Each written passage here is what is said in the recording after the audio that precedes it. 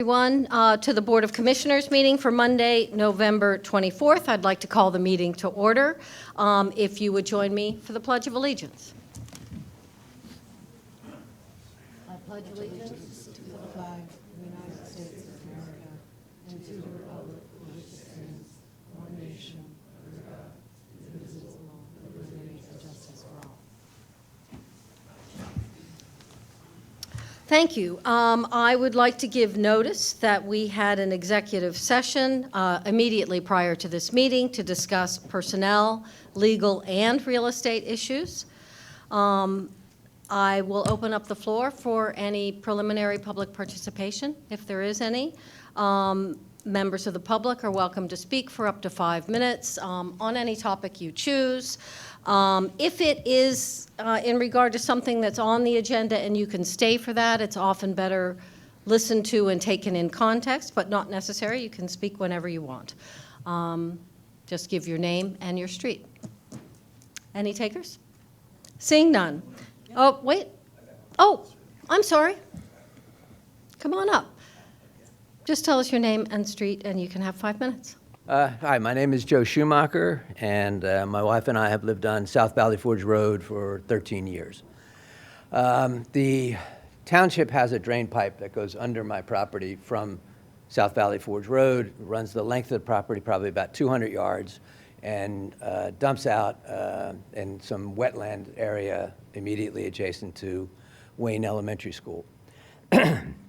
Since 2021, the pipe has been collapsing, and it started to collapse where the water comes out near the school. It created a pit that was probably 20 feet long, 6 feet deep, 10 feet wide, and again, it was immediately adjacent to the school. I have been in contact with the township countless times, back and forth, and the township has always said, "Okay, we're going to take care of it. We're going to take care of it." But it hasn't been taken care of. A couple of years ago, they did come in and put what's called riprap, a bunch of rocks into the pit, so at least the pit was full, and that alleviated the danger somewhat.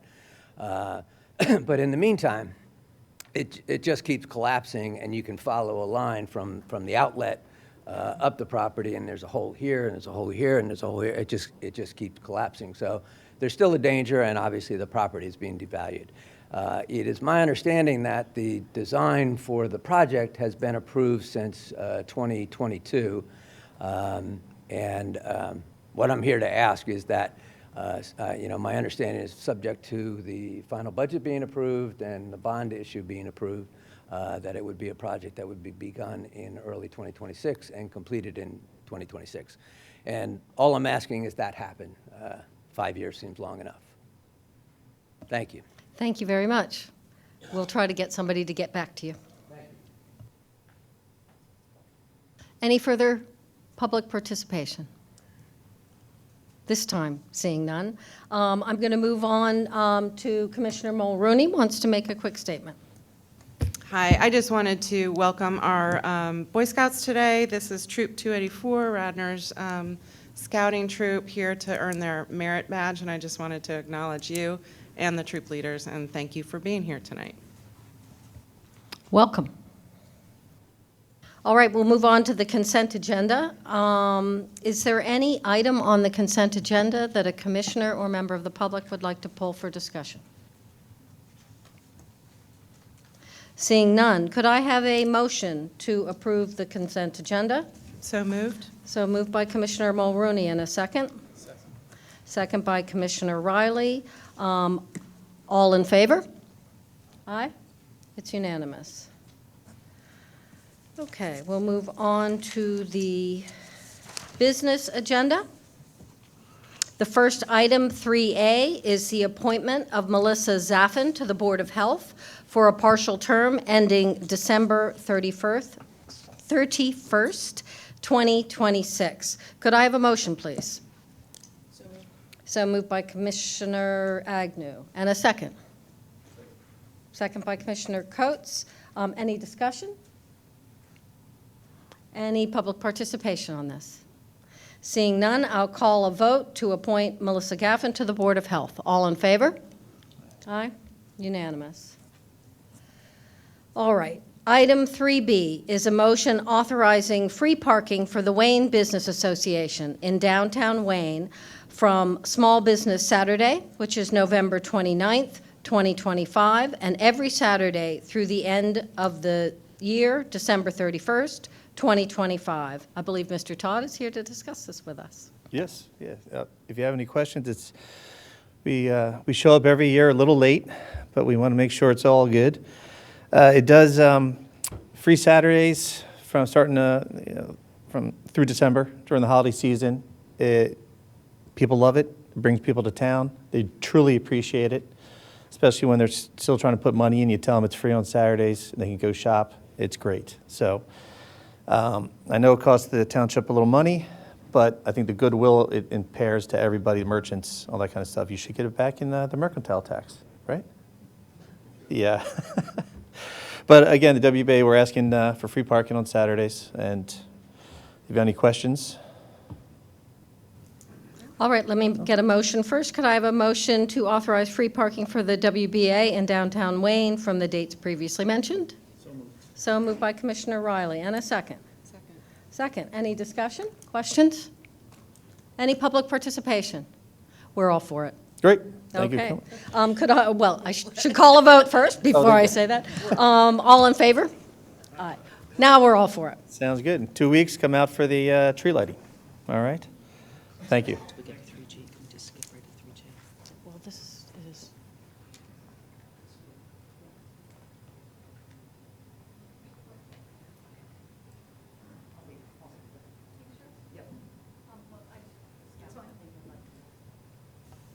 All right. We're moving on to item 3C, Ordinance 2025-08. This is an introduction of the ordinance that would amend the Radnor Township Code of Ordinances, Chapter 270, Vehicles and Traffic, by adding a new Article 9, Electric Bicycle and Electric Scooter Regulations. Could I have a motion, please? So moved. So moved by Commissioner Agnew, and a second. Second by Commissioner Riley. Mr. Rice, you want to start us off on this one? Yes, thank you. So based on the board's discussion at the last meeting and some back and forth with Chief Flanagan and the police department, what you have in front of you is an updated draft ordinance which would provide regulations for electric bicycles and electric scooters. I'll summarize, the various provisions in here regarding this, and then if there's any questions that the board has. But tonight is just to introduce this. If it gets introduced in whatever form, then it would be advertised for your next meeting. So the ordinance sets forth some rights and responsibilities. Section 270-91. Electric bikes basically have the same rights and responsibilities that bicycle riders have under the Pennsylvania Vehicle Code. This section also prohibits riders under the age of 16 on streets or highways, and also only permits electric scooters on private property. So electric scooters under Pennsylvania law are currently prohibited on streets and public places, and this ordinance would reaffirm that. The section on limitations basically prohibits electric bikes on township property, which would be trail system, the parks, the skate park, and other properties. I do have an exception to that. The exception to that would be the township municipal building under A. Go ahead. Mr. Rice, as I'm reading, I'm sorry, as I'm reading the section here, it says any motorized vehicle that does not meet this article's definition of an electric bicycle isn't permitted on the streets, et cetera, except when visiting the township municipal building. I believe. You're correct. Yes, thank you, okay. That's I right. love that. Could you say it again? That should be added to A, Commissioner Agnew. So under 270-92A, there's a prohibition of electric bicycles on township property. In my discussion with Commissioner Agnew last week, she thought it would be good to have an exception there. If you want to ride your bike up to the Township building, you can ride your bike up to the Township building. So that would be the exception, or any other Township building. So that would be in addition to what's in the ordinance currently. And then, under limitations, scooters are prohibited on public streets or Township property. And again, only permitted on private property. 27093 has a device requirement, essentially says that you have to have a speedometer. You can't change that. It's got to be operated so it can be disengaged. You can't tamper with it, and then it has to comply with the Consumer Product Safety Commission. There's some regulations that deal with electric bikes. Age restrictions: no person under the age of 16 can operate an electric bike or scooter on any public street, highway, trail, or sidewalk, or within the parks of Radnor Township. Additional safety requirements in this ordinance: helmets are required. No more than one person can occupy a scooter at any one time. No more than one can occupy an electric bike at any one time. There are some other general safety requirements that you would have to abide by on a bike, a non-electric bike. And the violations and penalties, which we spent a fair amount of time trying to get this right in terms of what the penalties would be. And essentially what this says now is that if there's a violation or penalty, there would be a sort of like a traffic ticket. There'd be a Township ticket. It wouldn't be a citation that you would get and then would go to District Justice Court. There would be a small fine, and there'd be a violation notice issued, and then there'd be a 10 days within which to pay. And if it wasn't paid, then the last resort would be to file a non-traffic citation to District Justice Court. So there's sort of two levels.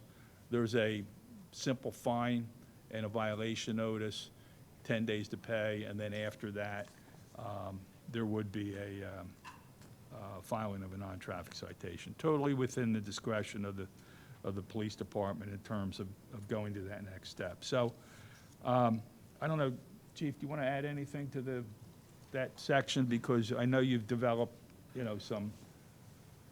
some procedures already in terms of how that would be handled. Thank you, Mr. Rice. Commissioners, the goal was to emphasize safety, reduce potential injuries, and the penalty phase was not any part of this focus. So we took our existing software system that manages parking and our alarm citations, and we're not bypassing the court system, but we're not utilizing that as a front. It's not a Pennsylvania non-traffic citation. You'll be issued a letter. I do have an example on the laptop. If you'd like to see it, I can bring it up for you. You would get this in the mail, and it would be only $25. If we did use the state system, meaning a non-traffic, we would start off with $103.50 of fees before the fine was placed on it by the municipal judge. So if you see in front of you, this is what our alarm citation looks like. We put this together. We haven't formalized it in the system because the ordinance hasn't been ordained, but this is how we would reach out to the community. It'd be a $25 fine, and then as the solicitor stated, if you didn't pay, it would go to a second notice with an increase, and then finally, if there was no response, it would go to the DJ through a Pennsylvania non-traffic citation.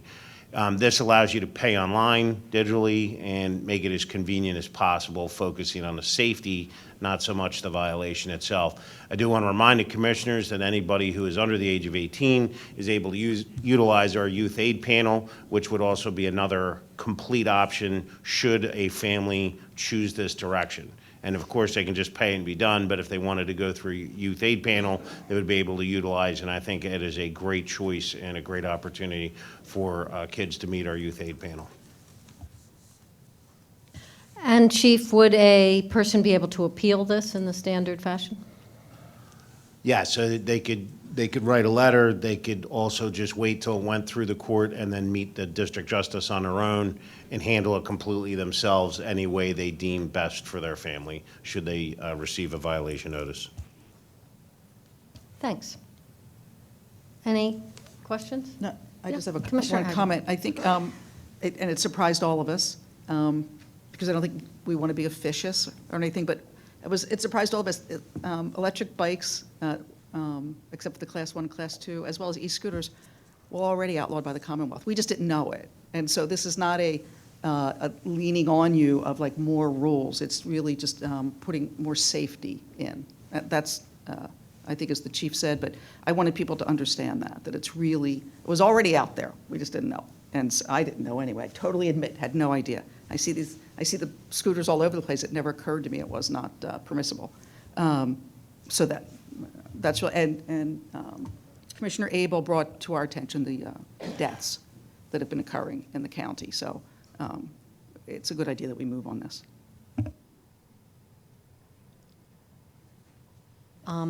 I wanted to mention that this will take a significant educational campaign or component as well, because people need to learn about this or they can't follow the rule. I mean, it wouldn't excuse them from breaking the law, but, and I wonder if Ms. Gallagher has anything to say to help us. She's our communications officer. Sure. Good evening. How are you?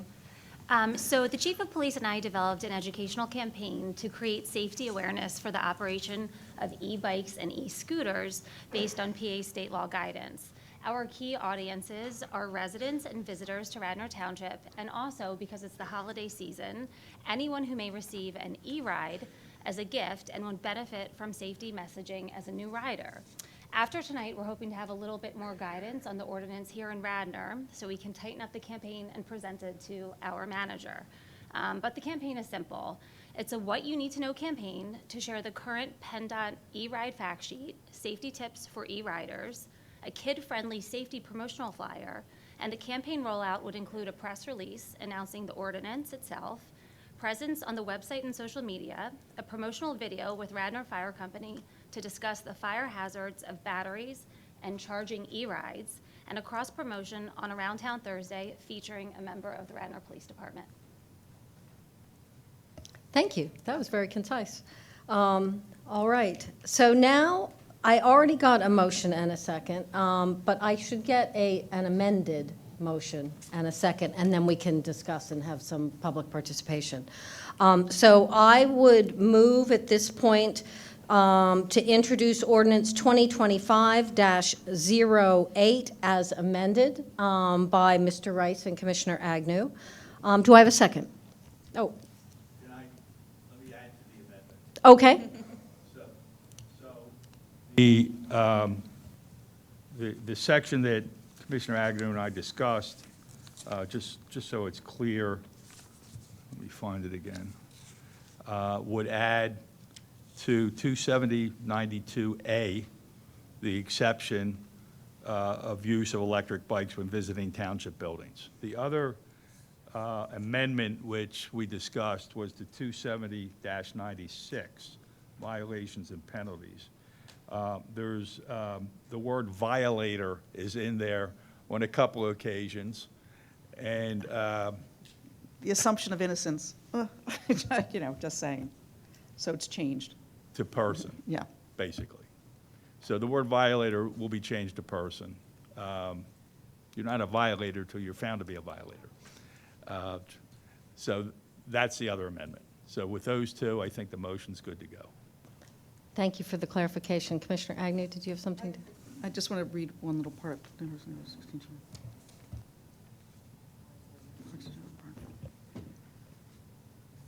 So we have it so that an e-bike or e-scooter cannot be operated on private property unless the person's over 16 or over. Did we mean that?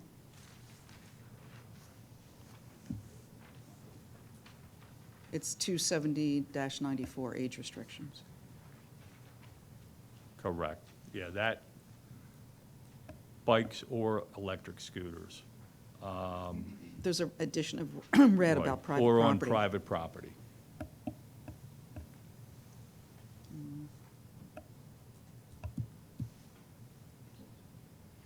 So what that would mean is no one under the age of 16 can operate a bike or an electric scooter on public street, highway, trail, or sidewalk, or within the parks of Radnor Township, and the addition would be or on private property. Since we have an age 16 limit on streets, this would also prohibit on private property. Yeah, I'm a little uncomfortable with, I mean, there's a lot of e-scooters here already, but these kids can't ride around on their driveways, et cetera, that kind of thing. I'm not crazy about that. So I'm sorry, I'm not seeing where it includes on private property. 270-9. That's an addition, Moira, that's not, Oh, it's not written in this? no, it's something that Commissioner Agnew brought up. I sent it to her. I'm hearing that she's not comfortable with it now. What's Yeah, that one? I mean, look, Yeah. I'm already feeling like, we're taking the fun out of, just kind of being a kid. So we can at least, if a parent decides that it's safe for their kid, I would hope with helmets and all of that, to be able to ride on their own private property. I would not want to restrict that type of usage. Yep. If these are being sold as toys and, otherwise, we're doing an all-out ban, and I don't think that's where we intended. Okay. All right. So do we have all the amendments? You have the two amendments, that I spelled out. All right, Yep. without the last one, because I completely agree with Yeah. this. Okay, so I will make a motion, how about that? For ordinance, the introduction of ordinance 2025-08, as amended by Mr. Rice with two amendments. Is there a second? Second by Commissioner Agnew. Any commissioner discussion? Seeing none, any public participation? All right. Oh, here we go. Thank you. Do I push a button? It's already on. Oh, all right.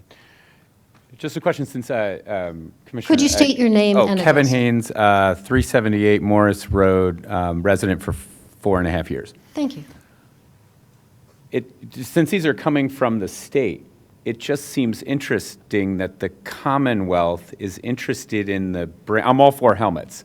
It just seems interesting that the Commonwealth is interested in imposing helmets on these things that are basically motorcycles, but yet this Commonwealth allows people to ride motorcycles at twice the speed of these things without helmets. Once again, I am in full support of helmet laws, and that it just seems very interesting from a public health perspective that the Commonwealth has the laws and rules for helmets for these, but not for motorcycles.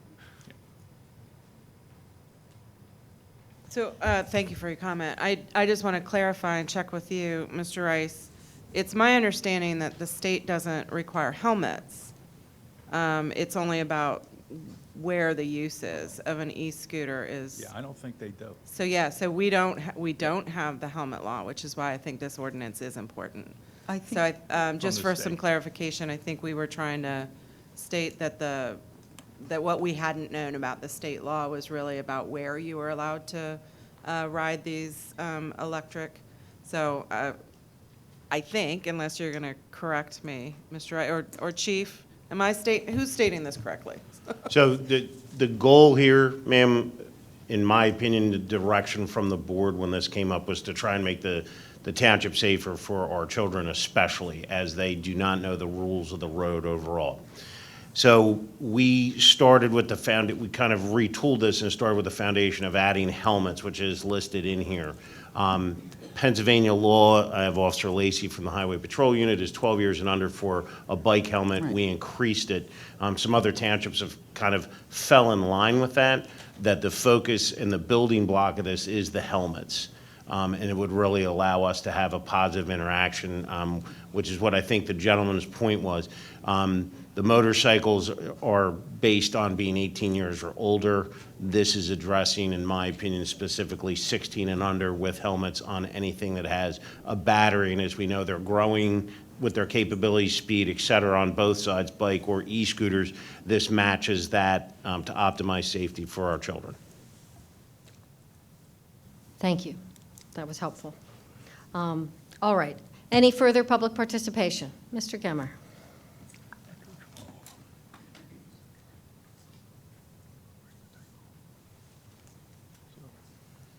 Hi, Baron Gemmer, South Wayne Avenue. Not on the content, but just make sure the definitions are clear in my mind.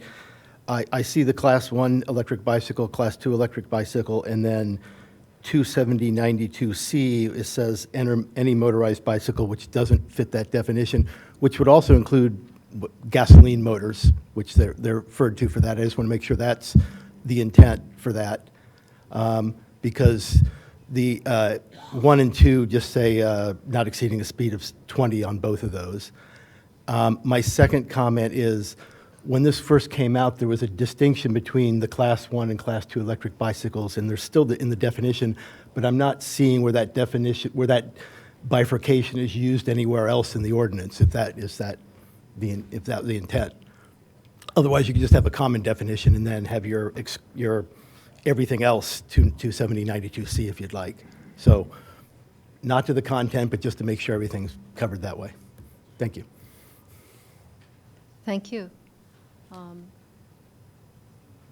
I do think that the difference is there by whether you're pedaling and braking, and how it's engaged and how it's not engaged. Yeah, it's not defined.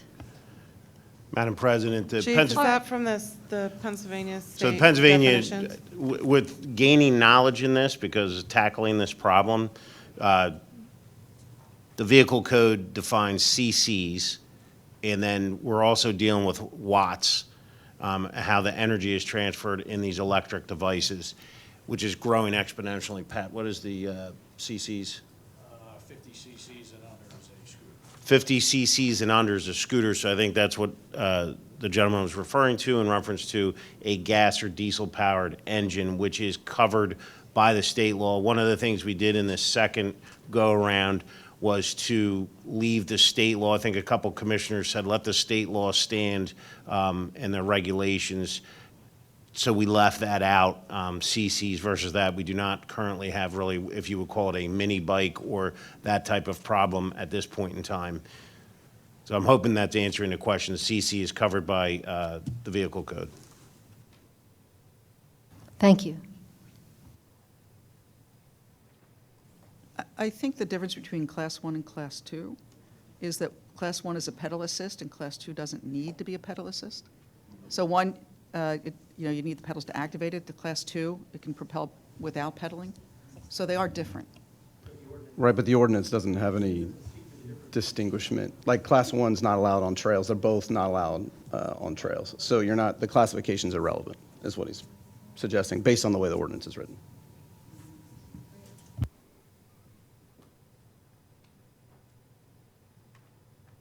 But you still need a definition of the electric bike.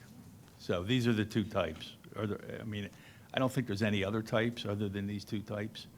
So, even though, Baron, you're right, it doesn't say anything, but do you want to get into a debate with somebody saying, I have a Class 3 bike? I think that's. Yeah, I think it does leave us room to make changes, which is nice. If we do decide later we want to make Class 1 available for trail use, then we have that definition established, and we don't have to reestablish the definition. So having the definitions is good, I agree with that. I think just clarifying what his point was with, it's irrelevant in the ordinance as it stands today.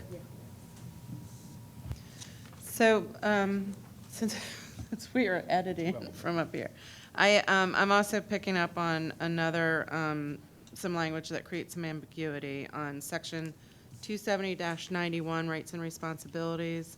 On letter B, electric bicycles shall be allowed in the same areas as non-motorized bicycles, such as streets, highways, and bicycle lanes.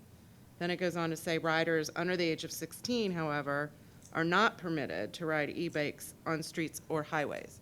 And it does not say or bicycle lanes, because what we're saying is that above 16 you can ride there, but below. And that would lead you to believe that under 16, as long as you stay to the bike lane, it's permitted. So I would amend that to say streets, highways, or bicycle lanes.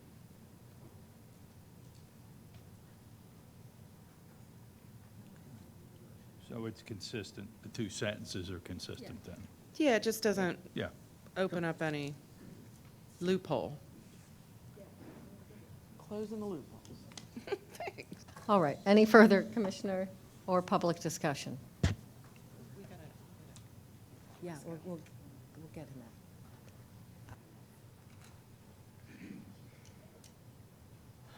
Sarah Pilling, Garrett Avenue. What about sidewalks? Having experienced someone riding for at least 20 miles an hour down a sidewalk, it was pretty dicey. With a scooter or a bike? Because I On believe you're... a bike. As long as you're pedaling the bike, I believe the Pennsylvania law says you can ride on the sidewalk as long as you're pedaling. Well, that's almost a moot point. But the scooters would be prohibited. Right. Now, this was a bike wasn't being pedaled. It was just going hell-bent for election. Thank you. Thank you for your input. Further? Come on up. Do I have to say my name? Yes. So I'm Michael Devine, and I live on Gaylord Drive. What I would like to say is, when Mr. Rice referred... Michael, could you speak into the mic? Sorry, thanks. When Mr. Rice referred to the streets being prohibited to ride a scooter, does he mean like neighborhoods too? Yes. Okay. Yeah. Any public streets. Any public streets? Right.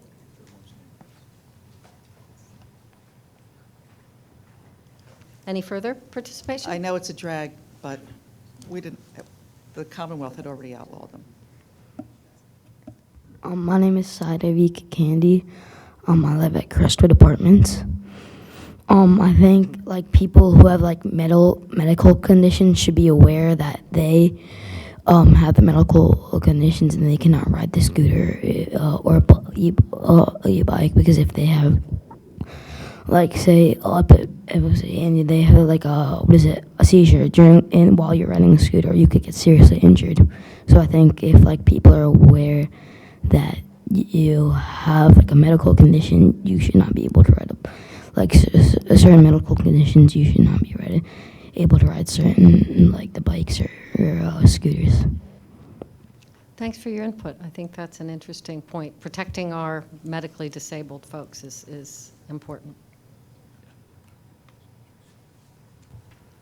Thank you for that. That does bring up a second point, though, that Class 1 e-bikes are typically mobility aids for folks. And so if we do ban those in even the trail system that limits people's accessibility to the trails, should that be their only way to use those facilities that they're paying taxes to have available? So I would just call that out as there's an access and inclusion issue here when you eliminate all classes out of everything, with the exception of streets. Yeah, I think we talked about that last time, that we were looking at some sort of waiver for residents who need access to e-bikes or e-scooters because, they can't walk, or, it's their way to get from point A to point B. Well, you can always grant waivers to ordinances. I mean, it's, if that comes in, we'd have to deal with it if that was a request. Is that something we should make clear in the ordinance, that waivers are available for people with mobility issues? I mean, I wouldn't do that. Okay. Yeah, I would leave it as is, but, I mean, you've had folks come in asking for fee waivers and other types of waivers of non-zoning ordinances. Zoning's got to go to the zoning hearing board, but any other type of ordinance can come in front of this board, or come through the chief, the police department. So if we don't include it in this ordinance, could we make it part of the public service announcement, just so that people are aware that there is that ability to obtain a waiver? Yep.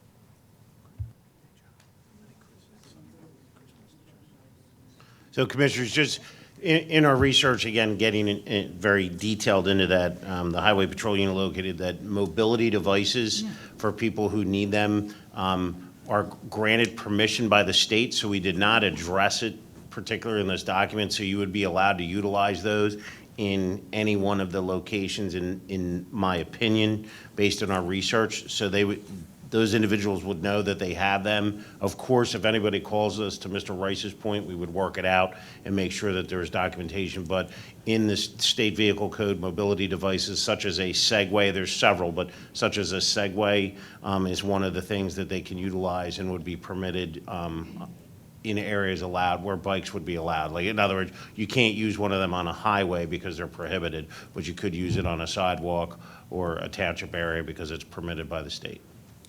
And We have a townships- definition that says we're excluding mobility scooters. They're excluded in this. But we also didn't define mobility device. Yeah, So if somebody's it's using a under Class 1 e-bike as e-scooter mobility and aid, electric they would be scooter. included in the prohibit. What's that? prohibit. Sorry, say it again. I'm saying we didn't define what is a mobility aid, and a lot of people do use Class 1 e-bikes as mobility aids, not necessarily a Rascal or a Segway. But And I do think DCNR allows Class 1 on trailheads, so I think we're kind of over-regulating beyond what's the state and county have already put out there, not just repeating it. So we probably need another definition for what we consider a mobility aid in the list of classes. There is No, I'm just not sure Yeah, how, 'cause- how a police officer who's citing someone would know what's a mobility aid and what's not. Right, and the electric scooter or e-scooter does try to get there, but now we're just talking about scooters, and there are, seated Right. mobility devices that I think are really prevalent in the, the community. Right, but they're not, Some they're not- scooters they're have not part of seats. this. They're not part of that, that's I don't right. know what a mobility scooter is. I have no idea what that is. I don't know if I've ever Yeah, seen I don't one. think anybody does because we haven't defined it in the ordinance. No, not the ones you sit on. That's what I'm talking about. Yeah, well, they're excluded, they're fine here. No, they're not. It says, this definition excludes mobility scooters and seated scooters, but includes Segways, powered electric skateboards, and powered electric unicycles. In other words, those things, the Segway, the skateboard, and the unicycles are a no-go. Got it. Right. And just on disability So issues. it's covered. On disability issues, we are always required to accommodate Right. with all the ordinances, zoning included. ADA is gonna Right. Is So, gonna so rule. that comes up in zoning, comes up in, so if that's an issue, then we've got to come up with a reasonable accommodation. Understood. But I think Commissioner Coates's point, and tell me if I'm wrong, is that there are people that, tire easily or don't have the muscle strength to pedal their bicycle up and down the Radnor Trail, yet they could use an electric assistance. It's a mobility device, but it's not a ADA. Not a clinically Yes. prescribed mobility Right. device like a Thank Rascal you. would be, covered by Medicare or something like that.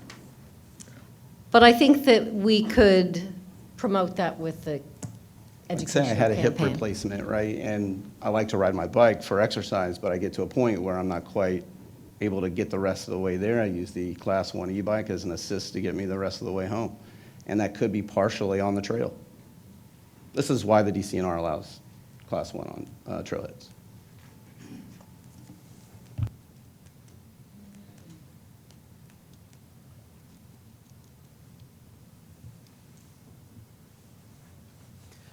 So, Commissioner Coates, do you think? I've that there already needs to submitted all be a- this in writing. I Yeah. can resend it if that's helpful, and I can share it with the entire board. Yeah, I guess instead. I didn't see that. So, do you have some proposed language that would improve this?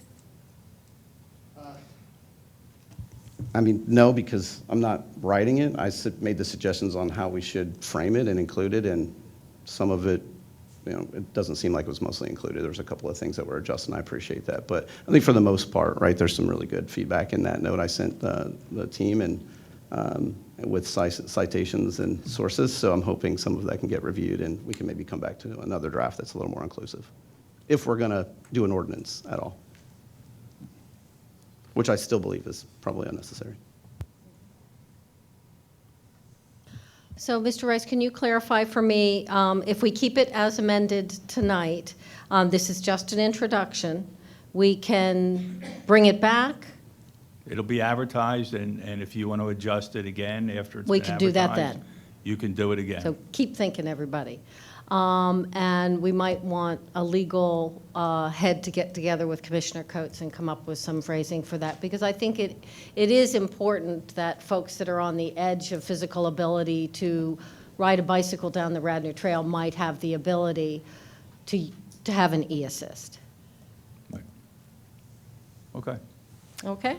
All right. And I, Go just, ahead. yeah, so, and when we're talking about that, I do think that it needs to be part of the campaign to sort of raise that issue, but, you know, I just get concerned about creating sort of loopholes, and then there's an altercation between people on the trail because somebody knows that the new ordinance passed, but they don't understand the exceptions, and, you know, I do worry about whether we're setting up our community to kind of have some disagreements in our public spaces. So I would just ask that we somehow caution about that if you have an exception, maybe there's a tag or something, there's some way to prove that you've got the waiver instead of just angering people who think you're breaking a rule.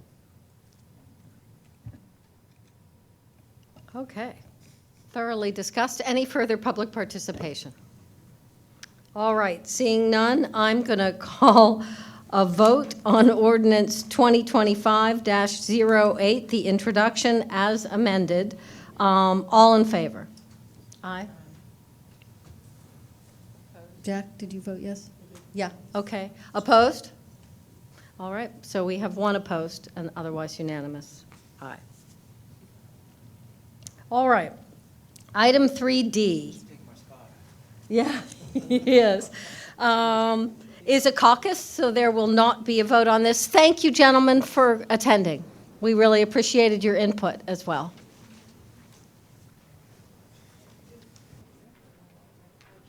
We're going to take a 5-minute break.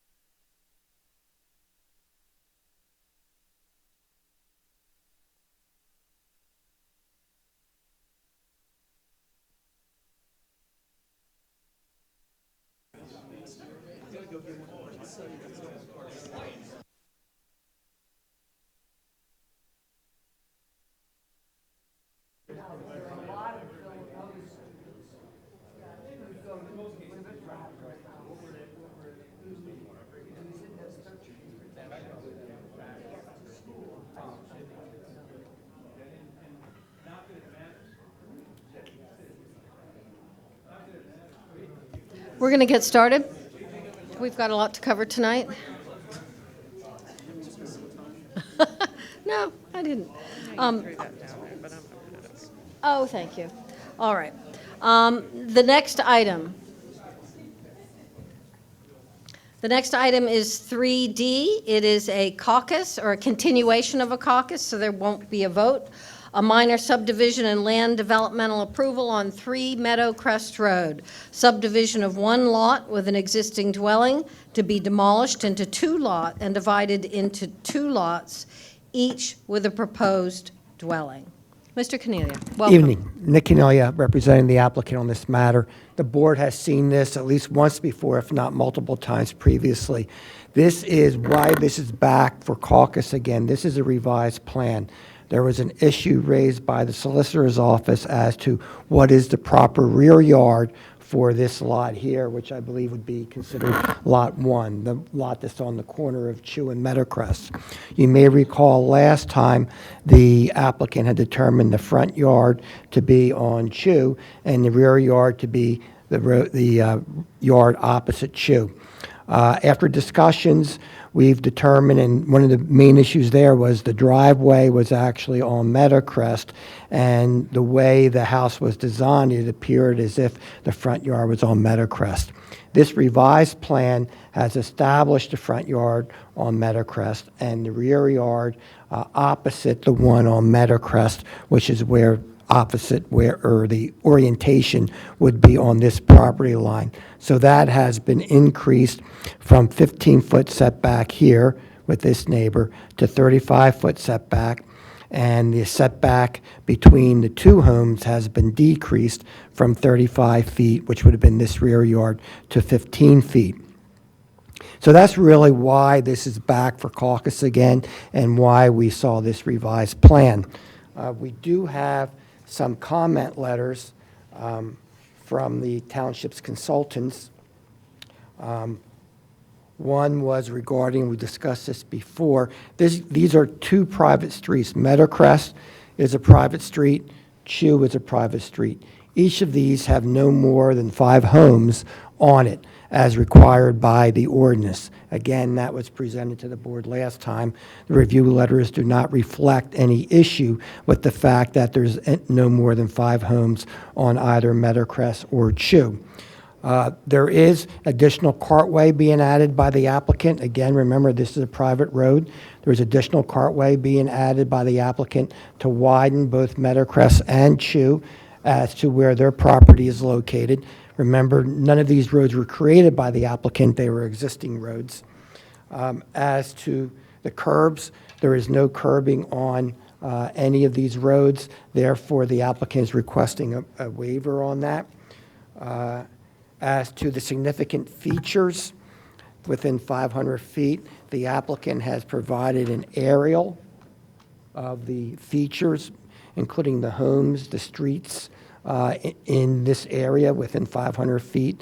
So they have complied with that. They are asking for a waiver if necessary for that requirement.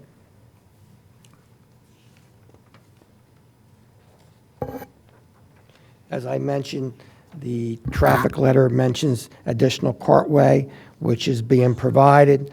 There is no right-of-way on these roads because they are private roads.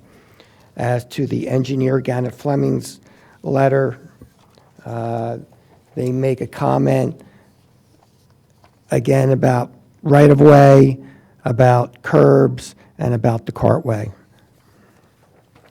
So that's all we really have here. Thank you. I have a quick question. When I'm looking at the new driveway, there's this funny little bite taken out of it very close to Meadowcrest. Is that a real phenomenon, or is that a tree that just kind of got absorbed in the... John? Identify yourself. Yeah. Good evening. My name is John Anderson, Cornerstone Consulting, the engineer for the project. We were just basically necking down the throat of the driveway, and this expands out to allow for a third So spot it's a within the real garage. sort of bite taken out of it? Yes, that's Got correct, it. yeah. Okay, that's what it looked like on the black and white. Instead of adding a total section of asphalt all the way through, Mhm. we were just trying to keep the impervious coverage down. Right. All right. Hey, Nick, just, just one question.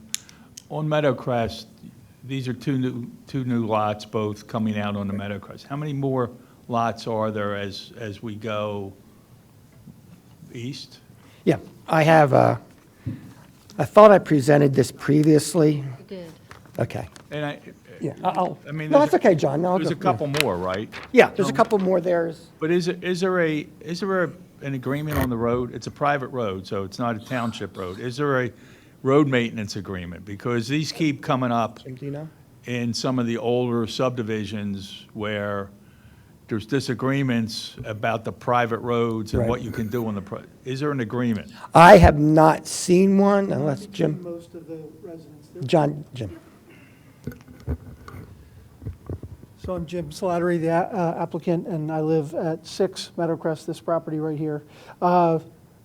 Only one other of the established residents, I believe, signed a road agreement besides myself, and that would be Mr. Tolucci. He needed it for when he got a mortgage.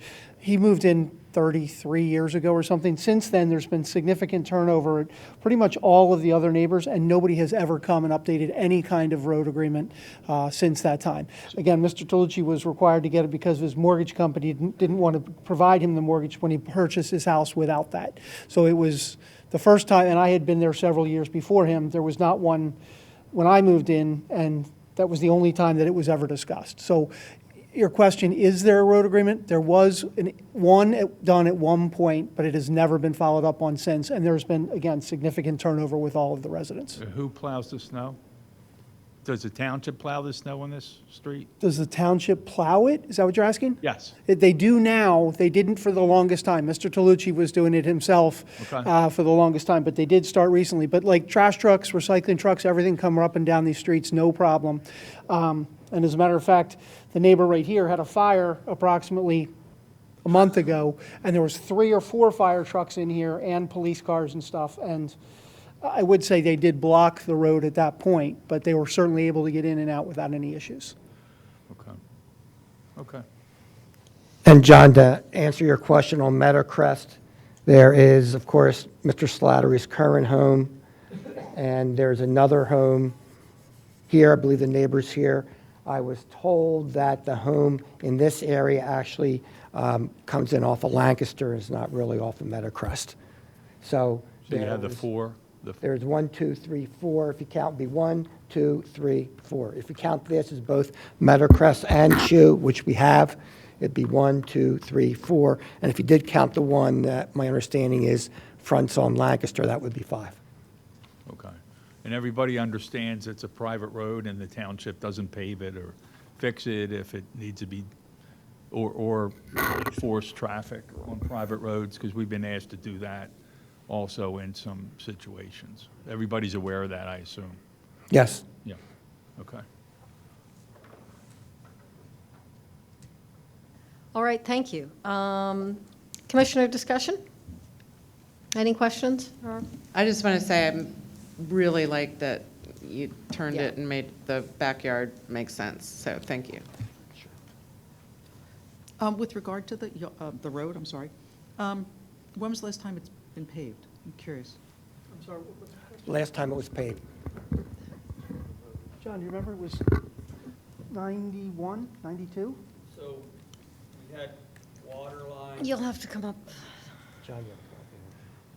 John is my neighbor, Mr. Tolucci, is who organized, we just paid the money, our share for the money when we I'm did at repave it. 113 Chew Lane. So we had Gray Brothers come in and do a survey for the sewer lines, and we also had the water mains replaced, and parts of the road were subsequently repaved, although they didn't do as good a job as we did when we first did it, because now the roads are falling apart again, and they need to be repaved again. And as it is a private road, I have an agreement that I got everyone to sign. Took me 6 months to get everyone on board, just because everyone wanted to cross it and dot their i's their way. But we do have an agreement. We came up with a amicable way of splitting up the roadway based on the usage and frontage to people's properties. And we looked at repaving the road again, but then once I presented the price, everyone was like, well, we can live with the road for a little longer. So we haven't done anything with it now up until this new development's coming up. I would like to point out, though, again, Mr. Tolucci and myself are the only ones that have signed it out of all of the other neighbors that are here now. So I'm not sure if you would consider that an agreement in force, in that nobody has agreed to it subsequently. Right, but I just heard this gentleman say that you had more than 2 people sign it, right? Yeah. But they're not, none of those residents are here now. The They've all new moved on residents, Yeah, the new, no. okay, But everyone signed it. At the okay. time. All right, can we get a copy of that? Yeah, I have a copy. Because it comes up all the time with private roads. All, they create, and the houses turn over, and the new folks don't know it's a private road, they think it's a public road, so we just need the record. It would be good to have that for the township. Was it recorded? No. Okay, that's another problem. Let me just ask you about this agreement. So nobody else signed it, but Mr. Slattery, you own that one house. You own these 2 houses, because it was your mother's property, but you own the property, right? So who else will we miss? Mr. Tolucci? I don't know, I'm sure where you are in here. He's here. My property Or was there, it was over there? runs the entire length back here. So it seems like the agreement was almost everybody, isn't it? No. There's another home here, and there's another home here, and there's another home here. But we're And talking about Meadowcrest. Even the Goldenbergs here have not signed this agreement. Okay. Yeah, I believe it may just be for Chew, the agreement. No, it was for. Oh, it's for Chew and and Meadowcrest? Meadowcrest. Okay. So at least on what's presented here, in these renderings, if that's the right term, plans, schemes, schematic, everybody who's affected is here. Who's missing? And what's up there? Nobody. I'm sorry. Mr. Tolucci's here. Okay. Right. I mean, other people in Chew Or over here. there. But with regard to Meadowcrest, there is an agreement to have it paved, 1, 2, 3. There's currently other than the Golden. I don't know if the Goldenbergs have, they can Sorry? say, I don't know if they've signed it or not, the Goldenbergs. I'm just saying, from what we're looking at right there for Meadowcrest, and what's presented there, that's Mr. Meadowcrest Slattery. ends right here, and it goes into the Goldenbergs' driveway. So there's currently 1, 2, 3 homes on Meadowcrest, and once we subdivide and add an additional one, it will be 4. 1, 2, 3, 4. Right. But this is the end of Meadowcrest Road right here, and it Right. goes into the Goldenbergs' driveway. Okay, but what I'm saying is, you own This across one? the street, and you own that property, where the I do at buildings this are, point in right, time, that you yes. want to have, otherwise you wouldn't be here. Well, but when this agreement was signed, just to be clear, make sure people are clear, it was approximately 1992. I purchased this home in 2007. Are you saying that you wouldn't want to abide by that? I'm By sorry, the I'm saying 92 what? agreement? I purchased this home. No, that's not what she's asking. Not really. Yeah. What I'm asking, Okay. obviously. She's asking, would you abide with the fact of maintaining this road here? We're going to have to. It's a private road. We don't expect the township to pave it. So are you going Yeah. to pave it, is what she's asking? Am I going to pave the entire thing without putting money from other residents? I don't think, that would have to be You see what I'm discussed and saying? agreed upon. That was the question, I guess, yeah. I'm saying that for all of Meadowcrest that is presented there, Mr. Slattery, you own that. But it's not, it's used by other, it's used by the Goldenberg as well. So he does own it, you're correct. Yes, that is accurate. Can I say something? Sure. So when we did this paving of the road, we based it, so the front part of Chew Lane, where Chew Lane meets Radnor Chester Road, we split that part of the road 7 ways. So to be equitable. So we split that by square footage. We split it 7 ways. Chew Lane was split 2 ways because there were only 2 houses on there at the time, myself and my neighbor. Meadowcrest was split 3 ways. The Goldbergs, who were in the Mungals home, Sheila Leith, who Jim's owns that home, and then Jim's home. So basically, 7 of us split the cost based on frontage and the public areas. So if this development were to go through,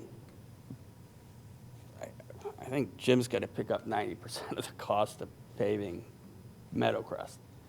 The question becomes, because of all of the work that's going to be done on those lots, the wear and tear on the other part of Chew Lane is just going to be so much that it's going to need to be paved by the time all of this is done. So if it were my vote and the way I feel about it, I would say Jim needs to pick up the cost of paving the entire road, because he's the one who's improving it to his benefit, not ours. He's going to benefit from it financially. I'm not. So why should I pay for it? Well, and to That's be it. clear, we are going to be repaving here either way because we're extending the sewer, the public sewer lines here. So this, right up the road is going to get dug up, and this whole thing is going to be repaved, part of the project.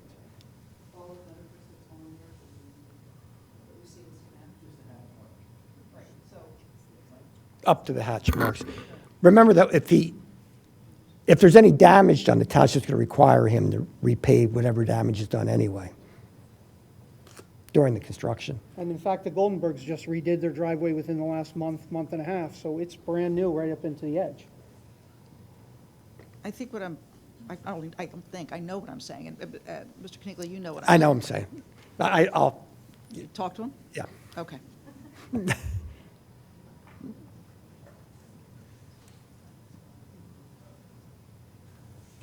Yeah, I have a question. As the township engineers looked at all this stuff, the new plan, the moving of it and everything?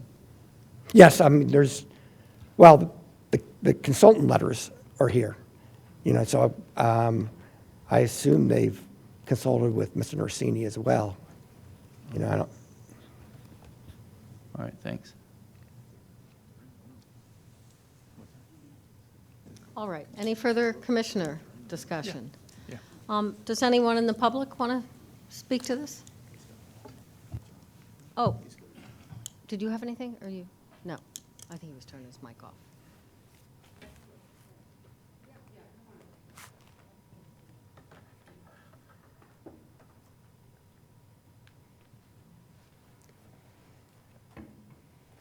Hi, everyone.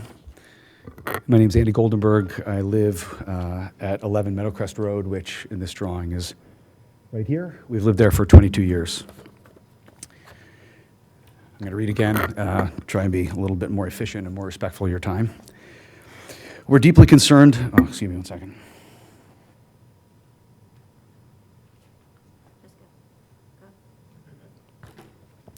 We're deeply concerned about the proposed development at 3 Meadowcrest Road, which we believe threatens the safety, character, and livability of the entire neighborhood. First, road safety and infrastructure. The proposed road waivers raise serious questions about safety and emergency access. The road is currently substandard at 14.7 feet wide, making two-way traffic difficult. Drivers frequently have to pull onto lawns or private property to let others pass. Delivery, maintenance, and emergency vehicles lack adequate turnaround space and encroach on private property. While widening the road to 23 feet is an improvement, it still cannot safely accommodate additional traffic. There will be a meaningful increase in usage, shifting from one longtime single resident to 2 4-bedroom homes. Even if the Meadowcrest portion is widened to meet the full requirement, access via Chew Lane at Radnor Chester Road, the sole ingress-egress point for our entire neighborhood, will remain insufficient. That intersection has proven to be busy and dangerous, with multiple serious car accidents directly impacting our neighbors. This proposal fails to meet Radnor's subdivision street standards without waivers, and waivers should not be granted when they jeopardize public safety. Additional concerns about the waivers requested. Waivers are intended to relieve unique and unnecessary hardships, not to facilitate developer convenience or profit. They should not be granted if they compromise capacity or neighborhood character, nor when sought to remediate self-inflicted hardships. The, quote, hardship here is purely economic, creating by the owner and his desire to subdivide the lot for increased development yield. Even with the proposed road widening, they're relying on land from the property across the street to make the plan feasible, using an adjacent property to achieve his goals, and claiming a hardship from a situation of his own making, which represents a clear overreach of what a waiver is intended to accomplish. The existing road system is inadequate for current and future development, and the proposed waiver would exacerbate these issues, unduly burdening the present landowners and depriving us of our rightful, peaceful enjoyment of our property.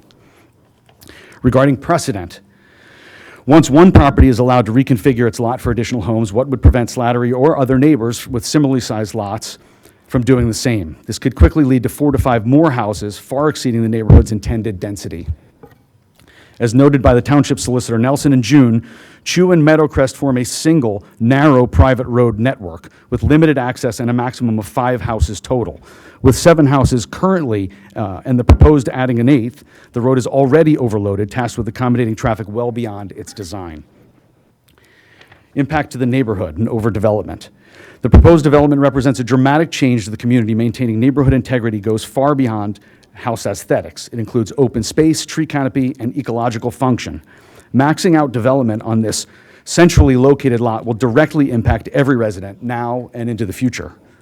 Regarding tree removal and replacement, the plan removes 26 mature, high-value trees, many of which provide shade, habitat, and other environmental benefits that replacement trees cannot match. Trees are being squeezed in to try and meet the requirements, and the replacement plan cannot accommodate the 73 trees required by the commission. Fitting only 64, including 35 arborvitae along the property lines, which have been opposed by adjacent neighbors. Back here. 2 trees are being planted across the street on an adjacent property, and 9 trees are being proposed as a fee in lieu instead of actual planting. Obviously, we're trying to cram too much in there. A dramatic change of the property scale and to green space. House 1 has now increased in this new plan by 500 square feet, 15%, since the last plan was presented in August. Between the 2 new homes, they're proposing over 5 times the square footage, going from 1,266 square feet to 6,900 square feet, almost 7,000. The 2 houses are now considerably closer together with no relief for 11 Meadowcrest Road, our home, which is the adjacent house. This also shrinks permeable ground, accelerates stormwater runoff, and pushes excess water onto nearby properties. Our basement already floods with heavy rains, so this problem is only going to get worse. The combination of overdevelopment, reduced green space, and inadequate tree replacement will significantly and permanently transform the neighborhood's natural landscape, ecology, and spacious character. In conclusion, 3 Meadowcrest sits at the very center of our little neighborhood, and how it is developed will directly affect every resident. At 11 Meadowcrest Road, we have the most to lose. Our historic 100-plus-year home is the first in the neighborhood, sitting only 8 to 10 feet from the adjoining property line at its closest point, predating local zoning and setback rules by decades. Heavy development on the east side of 3 Meadowcrest would significantly impact our privacy, natural light, quality of life, and property value. For 22 years, we've shared the same neighborhood values, preserving the private, family-friendly open spaces that define this community. Just a few years ago, we were aligned with the Toluchis and Slatteries, plus other neighbors, signing a petition limiting development on nearby 117 Radnor Chester Road, for which the board denied a similar overdevelopment proposal, ultimately approving a plan consistent with neighborhood character. We are not opposed to development, but a single-house solution. I'm sorry, is it time? Sorry. I can do this. Thank you. Kelly Goldenberg, 11 Meadowcrest Road. Andy, I just need, Yeah. Where you were? yeah, I just don't know. Here, right there. Okay. We are not opposed to development, but a single house solution allows the owner to capitalize on their investment while preserving the neighborhood integrity, minimizing burden on the residents, and preventing dangerous overextension of neighborhood realities and resources. If Radnor and the Commonwealth of Pennsylvania are committed to protecting residents' property rights, they must consider all impacted parties. Requests from significant accommodations by one resident should not be granted if they come at the expense of everyone else. We respectfully ask the board to deny the subdivision and encourage the property to remain as one single lot with a single family home consistent with zoning standards, the local community, and the Radnor Township values. Thank you very much for your time and consideration. Since I have a few minutes left, I just wanted to take a moment. Oh, this is going to be really small, maybe not.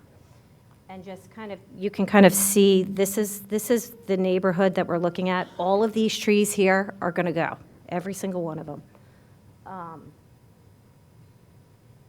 You can see, and it's somewhat visible here, but although that picture of our house doesn't exactly represent what it looks like, we have a bump out here that is actually much closer than the perceived guideline. You can see from this picture right here, like, this is out my back window, how close that line is. And I know that, you know, there's not much we can do about it, but, you know, I just, for that sake. And then this is the view right now, so this will be replaced with 2 houses. Again, like, all these trees will be gone.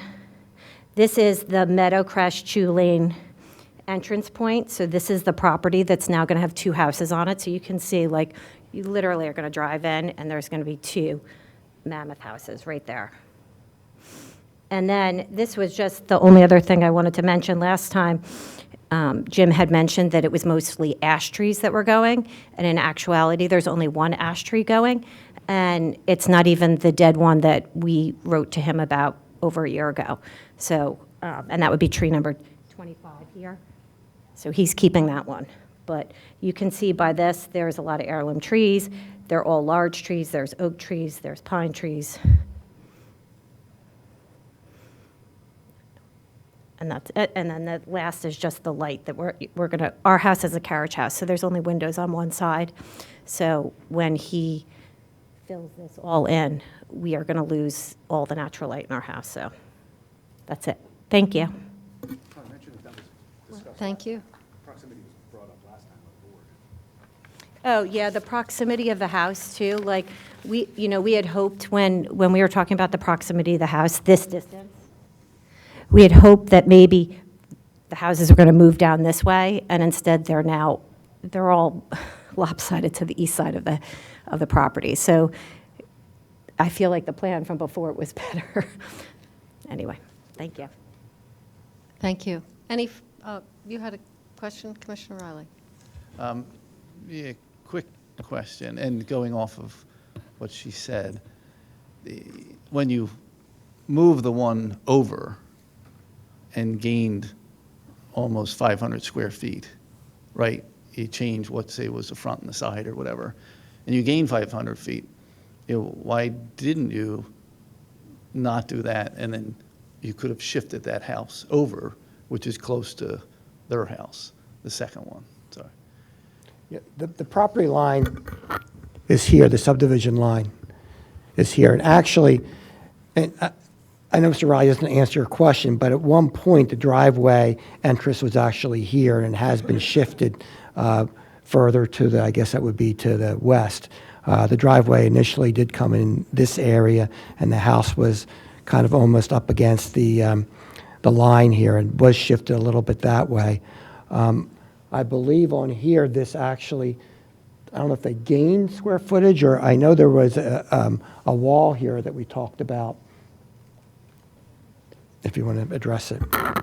Yeah, basically by creating the rear yard opposite Meadowcrest, obviously this building is now fronting on Meadowcrest, and we're creating the rear yard here, significantly pushes the building and its envelope back away from the intersection of Chew and Meadowcrest because it's creating a pie-shaped lot. So as we increase the setback of the rear yard, it pinches the building and it makes the building push towards the plan right or to the east. Yeah, but then it went up to, you got here 3,600 square feet, where the other one was only 31 or so. So keep in mind, this building has not been designed by an architect. Most likely, it's going to lose square footage due to the fact that they're not going to design the back of the building in this configuration. They're going to square it off and create some architectural features. So the building footprint is going to get smaller when it's finally designed. Our goal was to show a building that can be compliant, but this wasn't actually laid out by an architect. The previous building was actually designed by an architect, along with lot number 2's building. These were both conceptually and sketched out by an architect, elevations and so forth. And by relocating the front door to Meadowcrest and the rear opposite Meadowcrest, we configured a building for the submission to the Board of Commissioners here. But this isn't the final layout. So most likely the square footage of this building is going to get reduced to create more of a design that would create more of a, architectural feature in the back and so forth. It would still have to be within that building envelope, though. So it would still have to meet the zoning requirements and so forth, but. Yeah. Well, even say, the other building that's closer to their house, I know you're doing the driveway on that side now, but you could tilt that. You're hitting that 15 up in the upper left corner. We're hitting the 15 in the upper left-hand corner. We're not hitting the 15-foot setback. We're significantly further away from that property line. Yeah. Well, if you wanted to, the part closest to you, you could swing over further, or the architect could. I mean, so many people are, well, it's trying to be parallel to the street, but you don't have to be, and still be in the envelope, even though you may not max out your square footage. Sure. All right, thanks. All right. Any further, oh, go ahead. Yeah, I'm just going to say, I'm not comforted by saying it will likely reduce square footage. Like, that's not something I can work with tonight. So I would recommend that you do reduce square footage and you show us what that could look like. Because if that house on the left is smaller, the one on the right could move a little bit, get away, from the neighbors. I also heard that some of your selections on tree replacement are not No, that's not true. That would have to being go to shade accepted tree. by the neighbors. I'm just saying what I just heard tonight, and I'm seeing some nodding behind, is that you might go back to the drawing board and be, more engaged with the other residents about what they would like to see, rather than just telling them what you're going to put there. So it feels to me that y'all have a little bit of work to do to, shift some things, make some concessions to continue to be such good neighbors in this very small private road neighborhood. So I think you need a little bit back to the drawing board before we're going to be comfortable with it. Nick, what's the size of the lot across the street? Do you know? What's the size of your lot, Jim? Size of like 2.2 acres, something like that. But it's a triangle-shaped lot. So in other words, it gets very narrow. Here's the P&W trail, and here it's depressed down approximately 25 feet. So it runs the entire length of my property line to here. So because of that, it gets narrower and narrower into here. So, I mean, it's empty lot space right now with trees and stuff, but it cannot be developed. I have a pool in the back here, so you couldn't really develop. I mean, I guess, are you asking, could another house? No, he just asked the size of it. Well, I will follow up, and is that lot Because of no, a size that can be it really subdivided? couldn't. I mean, I guess what he's asked, could it be subdivided into a separate lot? I don't know. We haven't looked into it. I don't know. Just like the lot across the street, you're knocking down a house, then subdividing it. If you knock down the house that's on your property right now, could you then put in two houses? We haven't done the investigation to determine that. We haven't done any So it's not a engineering to no. determine that. Right, okay. Yeah, we just don't know. It hasn't been looked at. It hasn't been considered, actually. I would like to say with the landscaping, this is what Shade Tree asked us to do. And I've already discussed, this was what was presented, the arborvitae's here during Shade Tree, so we haven't taken this off. But I've already told Mr. Tolucci, if he does not want these here, I am certainly glad not to put them. They had nothing to do with the approval from Shade Tree. They were just to add some additional screening and buffer. So if that's, and he's brought it to my attention, and I have totally agreed that these arborvitae do not need to go there. But these other trees were all what were proposed by Shade Tree, and the trees that are taken down, even though testimony just came out, almost all of them are pine trees, very tall, not in good shape pine trees. There is one oak that's not in good shape, but otherwise, pine trees are typically not considered quality trees. All right, any further questions, public participation? Come on up. Again, my name is John Tolucci. I'm at 113 Shoe Lane, and my property abuts the entire backside. I'm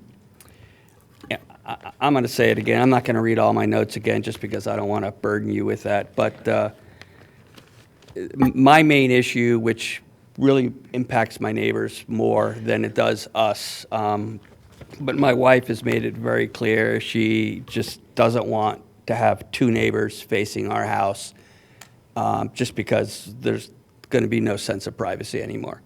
But basically, even this current proposal doesn't really help them with the proximity of the house here. They've lived there for 20 years. Their home was built in 1880s, and because it predates the zoning setback requirements, they're going to be impacted because of the new zoning requirements.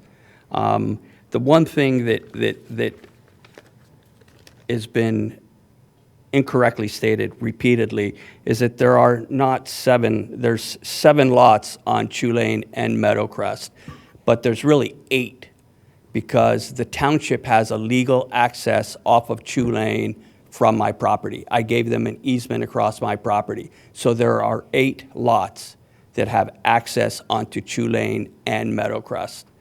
In my opinion, we are already above the 5 building lot limit. Granted, everyone wants to say Shoe Lane and Meadowcrest have 2 different street designations, but yet they only have 1 ingress and 1 exit. Doesn't make sense. I think this whole plan is a mistake on paper, and I'd really like to see it stay on paper and not become a reality, only because all of us who live here love the beauty of this little pocket neighborhood, and this is what this township is all about. I mean, you've spent a great deal of money and time going over, and your whole new plan is to try to maintain the character of these neighborhoods. And just because something can be put on paper doesn't mean it needs to be built. I remember, Bill Spingler, he was a huge advocate of open space.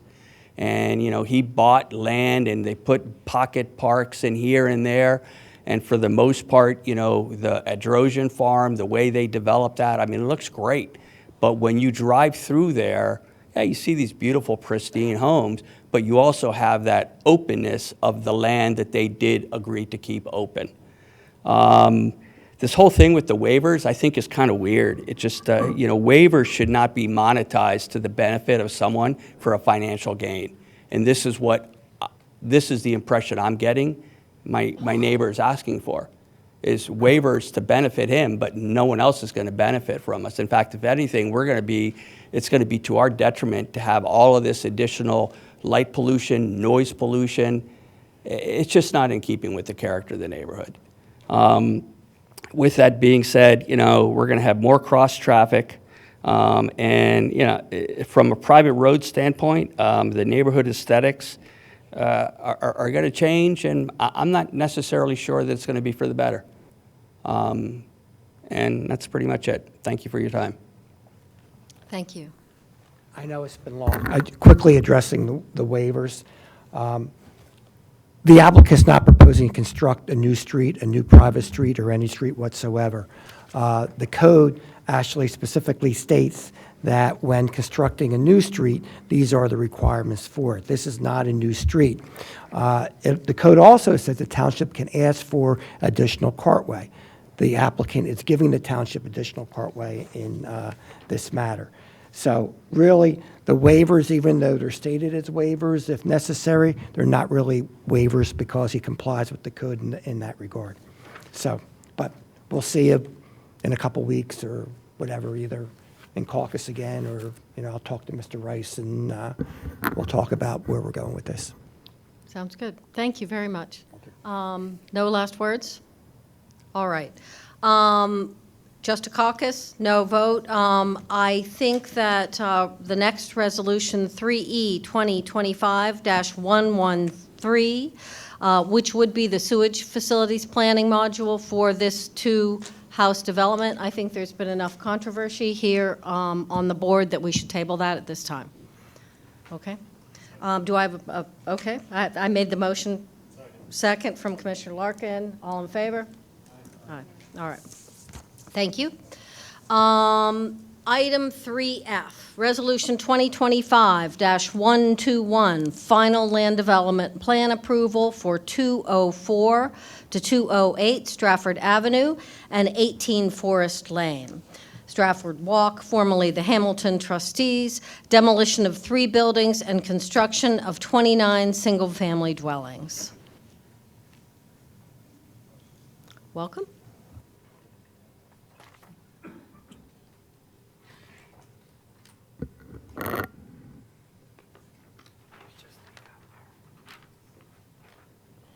Hello, Greg Lingo, owner of Rockwell Stratford LLC, the equitable owner of this property. We've been in front of the board a couple of times over the last year and a half, and have really put a full effort to engage the neighbors in this project and in this process. And I think in each one of our meetings, we've improved the plan in many different ways, providing less curb cuts onto Stratford Road, a relief for traffic to get onto Eagle Road, additional buffering, smaller, less depth to some of our homes that were backing up to Grant Lane, larger fencing along Grant Lane, sidewalks throughout, and we're really excited about having this plan in front of you. Thank you. And George Brosman, we reviewed the resolution that Mr. Rice prepared. That's acceptable to the applicant. The plan is consistent with the settlement agreement and consistent with the preliminary plan you've already approved. So thank you. Thank you. All right. Any commissioner discussion? No? All right. I'd like, could someone make a motion to approve Resolution 2025-121? So moved by Commissioner Larkin, and a second. Second by Commissioner Agnew. No commissioner discussion. Any public participation on this? All right. Seeing none, I'm going to call a vote on Resolution 2025-121. All in favor? Aye. It's unanimous with Commissioner Abel off the dais. Thank you. Thank you. All right, item 3G is an introduction of Ordinance 2025-11. Special purpose parking zones is the removal of a handicap space in front of 166 Meredith Avenue, adding a handicap space in front of 232 Poplar Avenue, and adding a handicap parking space on the south side of the driveway of 114 North Lowry's Lane. Could I have a motion, please? So moved by Commissioner Riley, and a second. Second by Commissioner Agnew. Thank you. Chief or Mr. Maratea, anybody have any comments on this? It looks pretty straightforward. Very straightforward, Commissioner. Just note 2 sections, a removal and 2 additions. 2 sections of removal. I only see one. Meaning there's a Section 1 and Section 2. Under Section 2, there's 2 requests. All the proper paperwork has been submitted for the new applicants, and the reference to Section 1, the family moved. Okay, thank you very much. Any commissioner questions, comments? Any public participation? Seeing none, I'm going to call a vote on item 3G, ordinance 2025-11. It's an introduction. All in favor? Aye. That's unanimous. All right, we're on to the budget, 2026 budget. We'll start with 4A, ordinance 2025-13. Up for introduction is the 2026 comprehensive budget, setting the township real estate tax millage rate and adopting appropriations for 2026. Mr. White. Thank you, Madam President. So the goal with this discussion, as it is every year at this time, is to set the millage rate for 2026, and along with that, the appropriations for the township's budget for the same year. I do want to note that the ordinance that is in the packet includes the 2025 rate. We did not want to assume any changes to that, so if there will be a change to that, we would need to amend what's in the packet to include whatever rate that is. So to recap quickly, I presented back at the first meeting in October. At that time, the general fund was showing a deficit of a little over $1 million.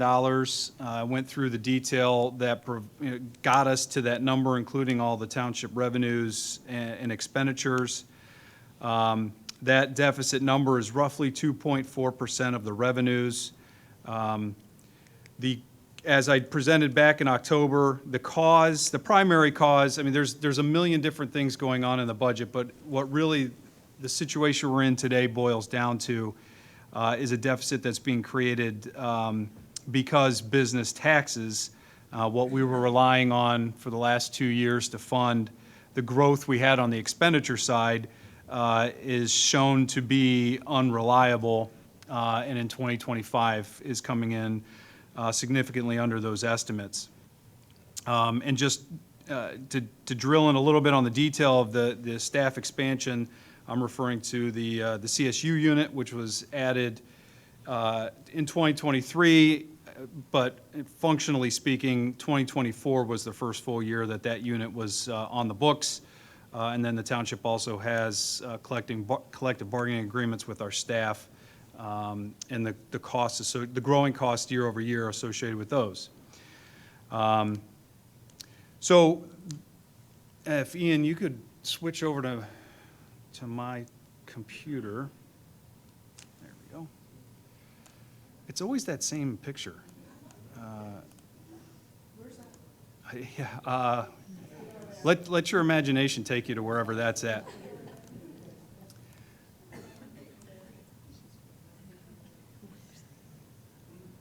So, a couple quick things to start the conversation.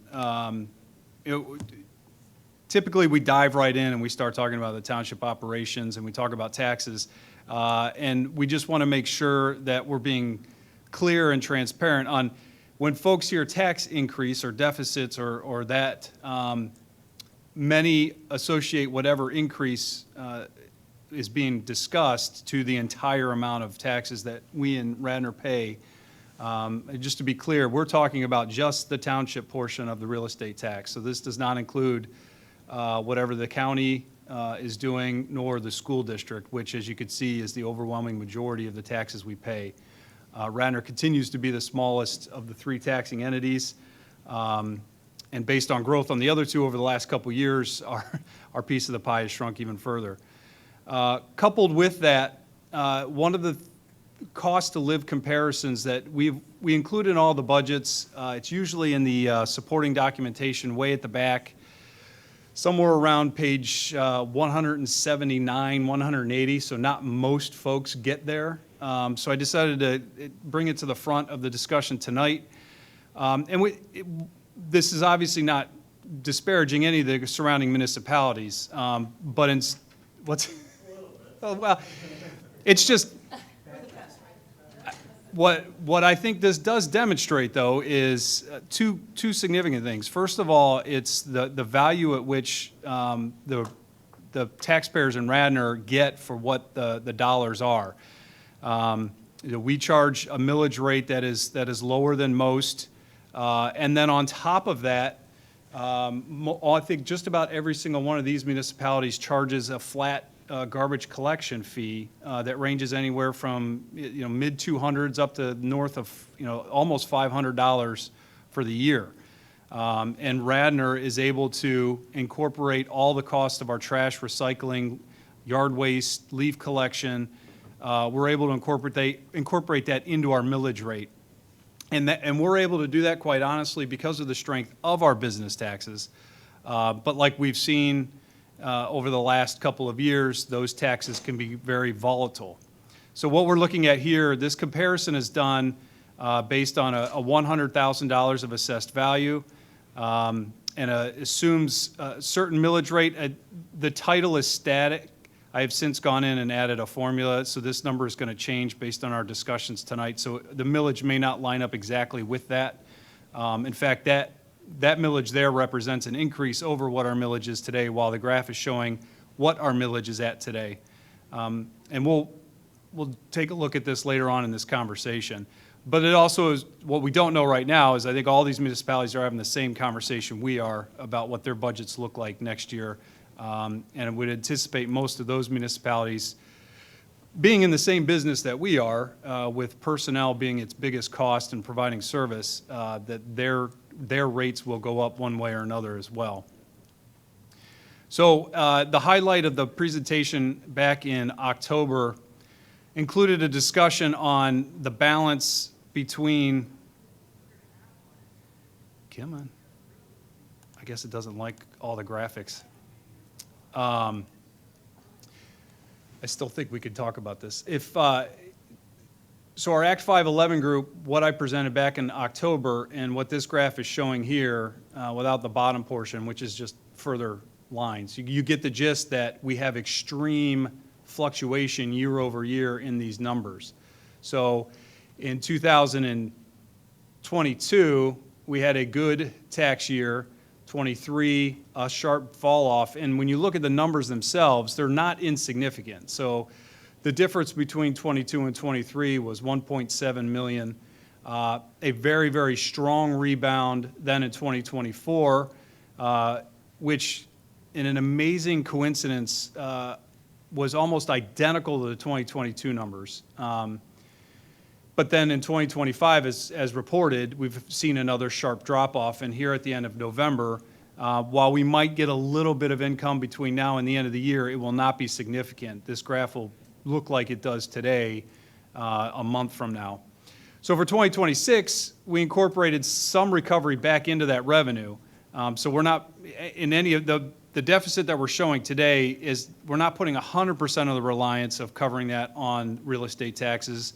We are still assuming that this Act 511 group will recover to some extent next year, because it is shown that it will do that. When you compare that to the fixed expenses, what this table here is showing is just our wages, longevity, and the associated Social Security taxes with those costs, and the growth of those year over year. And you could see in 2024, there was almost a 10% increase based on the addition of the 5 officers, the social worker, as well as the collective bargaining increases. And even when staffing headcounts are flat, there's still regular growth in the payroll numbers that will occur over time. As long as we have staff, that number is going to grow. So what I put this page to get, it's there, look at that. In a couple hours, that'll be fully loaded. I should be wrapped up by then.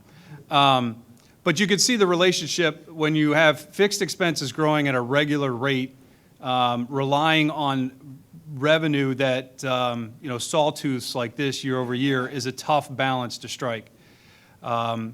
So hence the conversations about trying to address that and stabilize our revenue with shifting a larger burden of covering these fixed costs over to the real estate tax side. Quickly, as part of the discussions that have taken place over the last month in various forums with commissioners at different times, one thing that we did put together to demonstrate what we do from the administrative side before the budget ever makes it to a presentation state is we do go through, and what we're looking at is the comparison between what the budget looked like at the departmental requests. Then we meet as a group and we refine estimates, we trim, we push things off in an effort to ultimately get the budget down to something that we feel is presentable while maintaining what it is we do and what we're able to offer the community. And this is both on the expense and revenue side.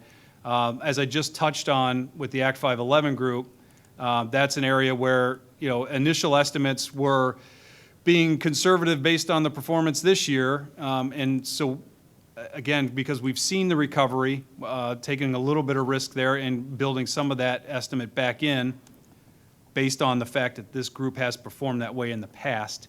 I will note, just because it's a big number and it's probably jumping off the page, this grants and gifts is just a shift in accounting. At the end of the day, it's a net zero to the fund.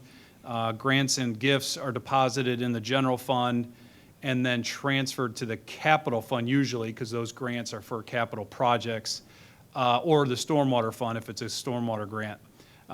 So the difference between how this was initially budgeted and ultimately where we ended up at is just an accounting change. But you can see department by department, both revenues and expenses, all of these different categories of expense and revenue were looked at and evaluated. Emergency management's always zero until we have an emergency. So this is just a quick demonstration of the amount of work put in by the departments to try to get the budget down to, again, something presentable. And you can see, when you take out the accounting change for grants, which was roughly $2 million, there was a significant reduction in the amount of the deficit that existed within the general fund. So there was a significant effort put in by the departments before it ever reaches the Board of Commissioner level. So I wanted to just take a minute, touch on that, and make sure that the departments got some credit for that work, because as you can imagine, those aren't the best meetings. They're not always full of fun. I don't think most of them look forward to it as much as I do, for sure. But we'd get through it anyway, and ultimately, the goal is, in spite of the different conversations we have based on the departments, the goal is always the same, and that is are we doing what's best for the community at the end of the day to provide the service that we do? And that's the product that ends up getting reduced to numbers on a spreadsheet. So where we sit today, as presented, there's a $1 million deficit. In terms of options moving forward to kind of tee up the conversation, we put 3 different scenarios together. We have a scenario that is a zero or no change in real estate taxes. If we go down that road, actually, let me jump to this one first. If we go down that road, the changes that need to be made to balance the 2026 budget cannot be done or should not be done like in a one-year vacuum. We have to look out and forecast what that might look like over time. And if we're at a consistent real estate tax amount, meaning that it doesn't change over the course of time, the only way to balance the budget over that course of time is regular reductions in expenses. And for the most part, what that's going to end up meaning is reductions in staff. However, given the relatively strong financial position we're in today, what's being recommended here, if we go this way, would be hiring freezes. So we do have vacant positions in a couple of our departments. That's we would not want to fill those positions because again, really what's driving the deficit is the fact that the business taxes aren't keeping up with the expansions in staff that happened over the last couple of years. So we would want to start rolling that back until we find where those 2 lines cross somewhere out in the future. So initially for 2025, we put together a list that includes some wages, the associated payroll liabilities, contracted services, and some adjustments to the community organizations. Some of these aren't the biggest dollar amounts, but they do impact service and how money is distributed amongst the departments into the community. You'll see some of this is e-tech or electric or our website technology. We have GovHQ, which hasn't been approved yet, but it's in the budget. We have Radnor Connect, that app, the e-shred event, and then we get into some of the personnel, the elimination of some part-time positions. We have one right now dedicated to the electronic storage project. Eliminate the open finance software. The library, going back to 2024 levels, which again, that we're not picking on the library, we're trying to be consistent with if we're hitting the reset on revenues or on expenses to match revenues, then any increases over since that time would be part of the evaluation. So that's why on community organizations, you see library and Music Fest. Those are two additions over the last couple of years that would just be reset back to before 2024. We have, again, as I pointed out, a couple positions open in police, public works, engineering. And within engineering, most notably the economic development manager position. Again, it's hard to expand headcount at the same time that the revenues aren't keeping up with those costs. So that's why those positions are identified here as not being refilled. As you can see, the number adds up. It's a pretty significant, and what happens is for 2026, we're in a pretty good spot in terms of the number. However, again, looking out into the out years, the reductions would have to continue over time until we find a way to marry these two lines.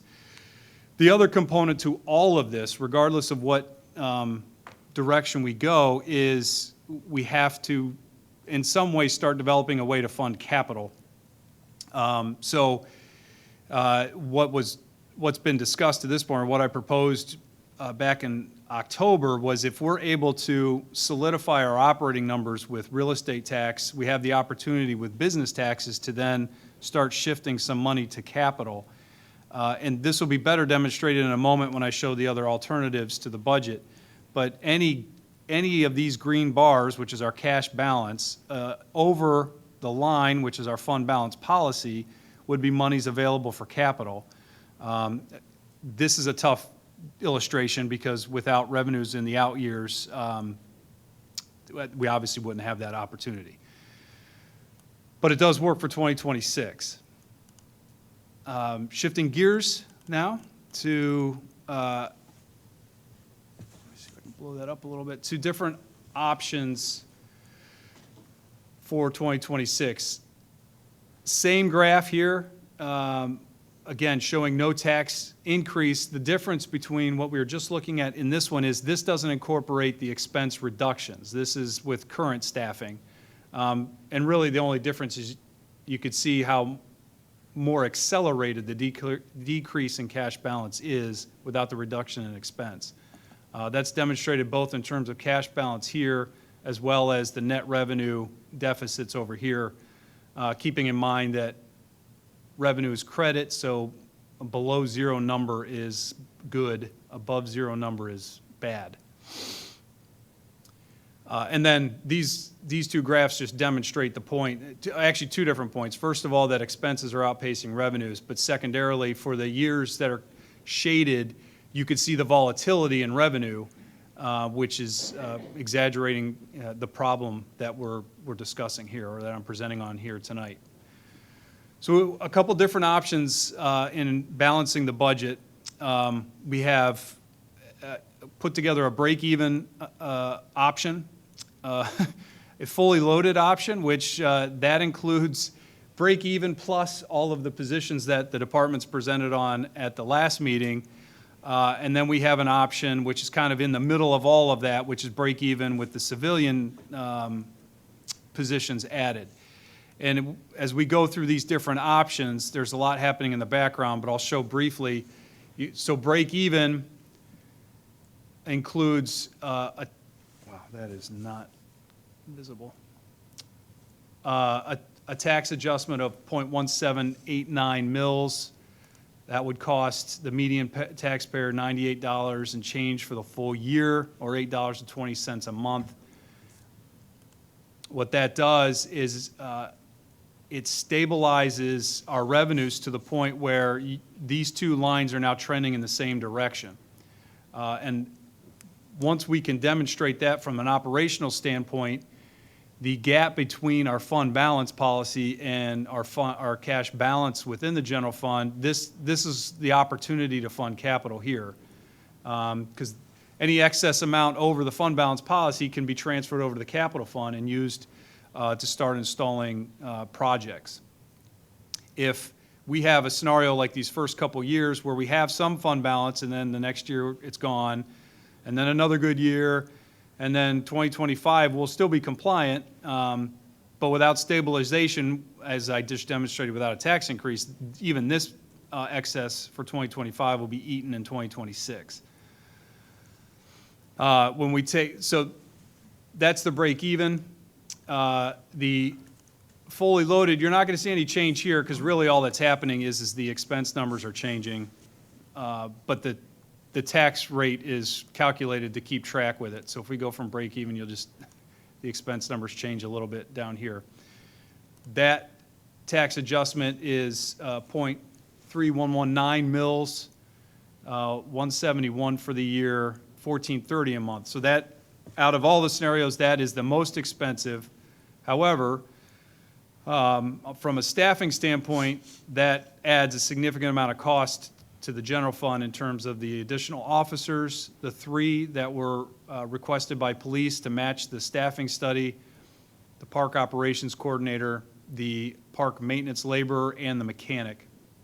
So the millage is necessary to offset the increased cost there.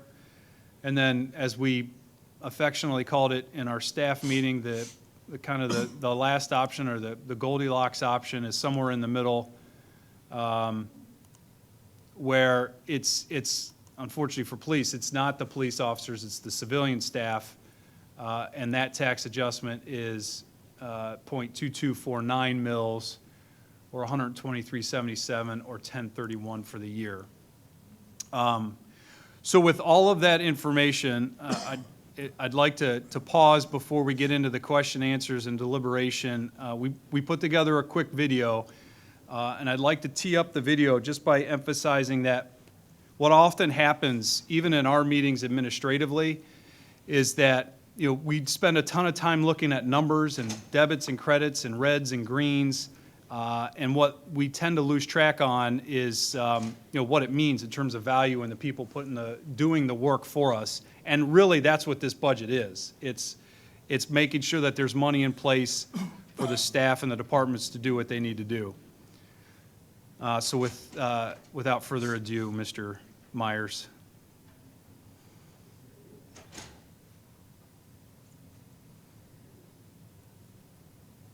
Initially, there was a singing part for Ian, but he talked me out of it.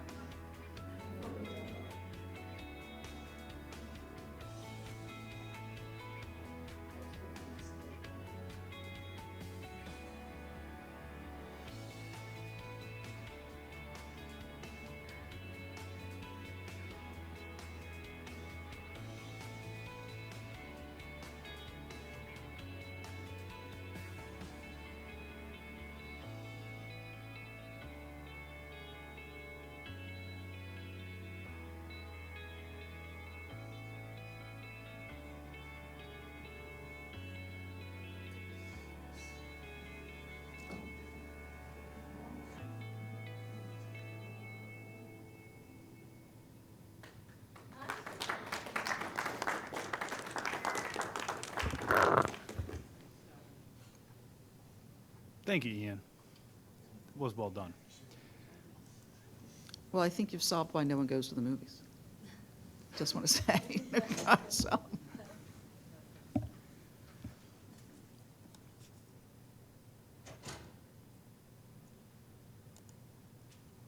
right, so I think, Ian, I'll switch it back over to my, my tablet here, and then, guys, ultimately, I would advocate for additional staff and making sure the departments have what they need to do what they have to do. But at a minimum, it's in the township's best interest in terms of balancing operations and the continuity and the stabilization of us financially at least break even. And that's the number that was included in the video. Those were my talking points. So now we're here to answer questions and help the board decide which direction we want to go. Can you reiterate the millage increase for the one you're advocating for? I'm sorry, was it- I wrote down the dollar amounts, but I didn't write down the millage, I'm afraid. So for break even? For break even, Yeah, that's what we have in there now. that's a percent. 0.1789. Thank you. and that makes it a total of what? For the millage, when you add the .1789? Yeah, so that's the row highlighted here in orange. So Oh, we'd sorry, go to okay. 2.6641. And a fun fact that we discovered while we were putting the budget together, it's a fun fact, nothing more than that. But the township's millage rate in 2001 was 2.5 mils, or 2.55 mils. So we are actually, at least in terms of rate of taxation, less today than we were in 2001. Assessed values have gone way up, but the rate of taxation is actually less today than it was in 2001. Can you flash up the break even with civilians? Yeah. Oops, sorry, wrong tab.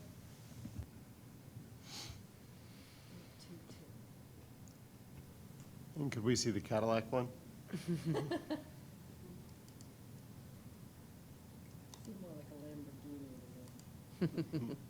Have you ridden the new Cadillac? It's very quiet. Yeah, I feel like Cadillac's banked on that reputation for a long time. Bill, remind me, did any of these include the economic and community manager? Is it fully loaded one? Yeah, so any of the three that contemplates an increase in the millage would maintain all of those positions, all of the positions that are in existence today. And I count the economic development position as existing today, we just haven't filled it yet. But it was budgeted as part of this year's budget. Right, we consider that like a revenue generating role. So do we have an idea of, or do we have a goal or anything that we could possibly look at as a potential offset for any increase that would be collected through this role? No, that's the shortest answer. And here's why. I can think of one more. That's a One little word, shorter. yeah, no. It's not that simple, though. What we talked about with the position Yeah. itself is that, like most of our revenues, we can't drive activity to generate more revenue. Or in the areas where we could, it kind of goes against what our planning document says in terms of less development. So when it comes to the business side of things, it's difficult. It would be difficult to put someone in that role and tell them, hey, you have to. Here's the mark you have to hit to maintain your job.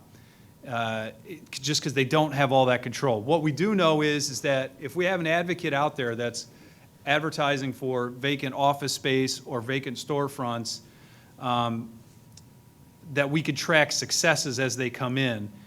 The problem, though, is the downside. They could be working and doing everything that we're asking them to do, hitting all the meetings, advocating, working with our major real estate property owners, and maybe the rents are just out of sight, and that's working against filling up vacant office space or vacant storefronts. So again, it's not something that that position has that much control or direct control over.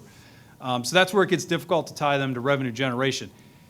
Generically speaking, yes. I mean, the critical nature of that position is that because it's such a big revenue and we rely so much on it, we need to make sure that we're focused on it and doing everything we can to maximize what it looks like.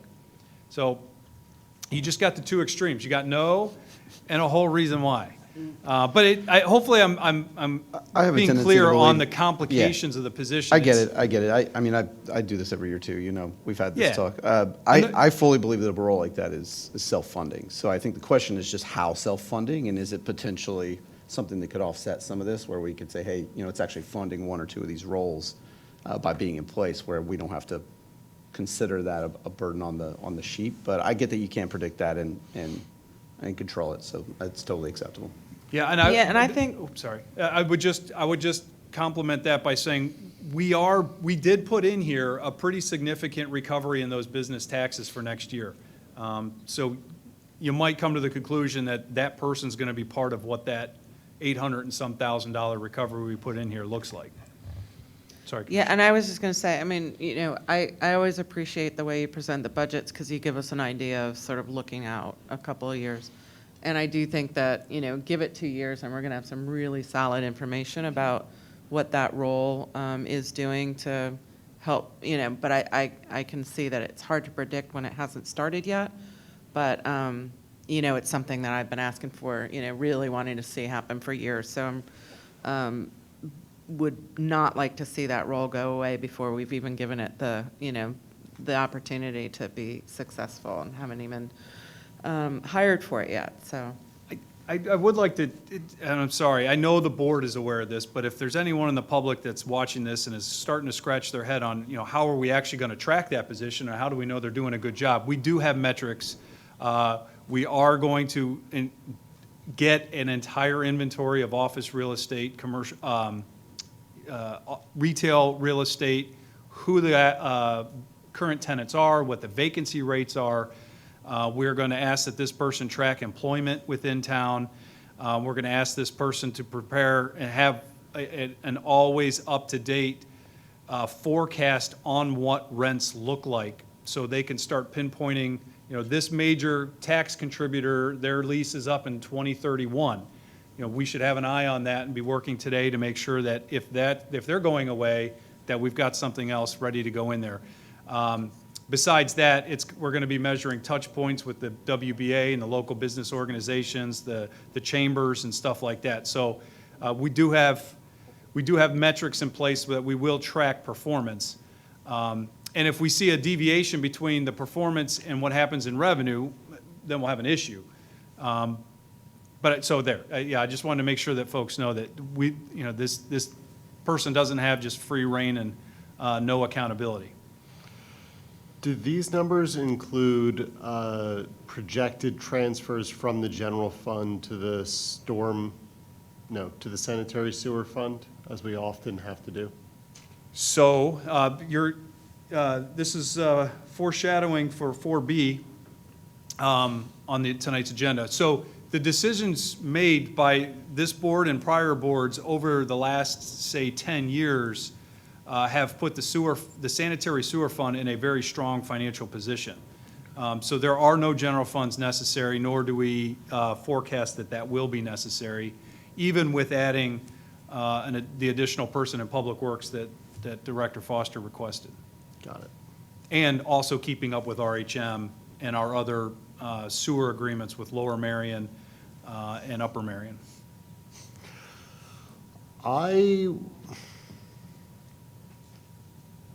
We have up now I think we said Lamborghini plan at 12.55% increase. Yeah. I was actually going to advocate for that, but I am looking at the list of percentage deltas over the past 10 years, and we've just never had a change that was that large. I am, rather than advocating for this in particular, going to advocate for one of the two high-end plans. And I will make that pitch on two different grounds. The first is that everything as Bill has said has obviously been the core of what we need to do, and it is the reason to vote for one of the two high-end plans, in my opinion. But setting that aside for one moment, we know that everything is going to continue costing more over the course of the next couple of years. We've been in a high inflation period for the last little bit, which means that really we have the choice. We can increase taxes to where they need to be now, and then potentially have an increase again next year, or we need to raise taxes next year. We can stick our fingers in our ears and just ignore what's happening, and then next year we will have to have a 30% tax increase. And I think that everybody would prefer to see slow and steady increases that are manageable over time, that you can budget for, rather than having giant swings. We have historically kept taxes low, and you can see that in comparison to our other township neighbors, but also just looking at this list, we had 0% increases in, I don't see years on here, but we can. Sorry, they're there. Thank you. 0% increases in 2013, 14, 15, 16, 17, and 2022, and we had a big negative of almost 50% negative in 2021. That's listed as a negative delta, but my recollection is that it was in fact a flat tax rate as a result of the county reassessment, so I think it's fair to call that a zero. So we've had zero increase more often than not. We are not a board that just raises taxes every year.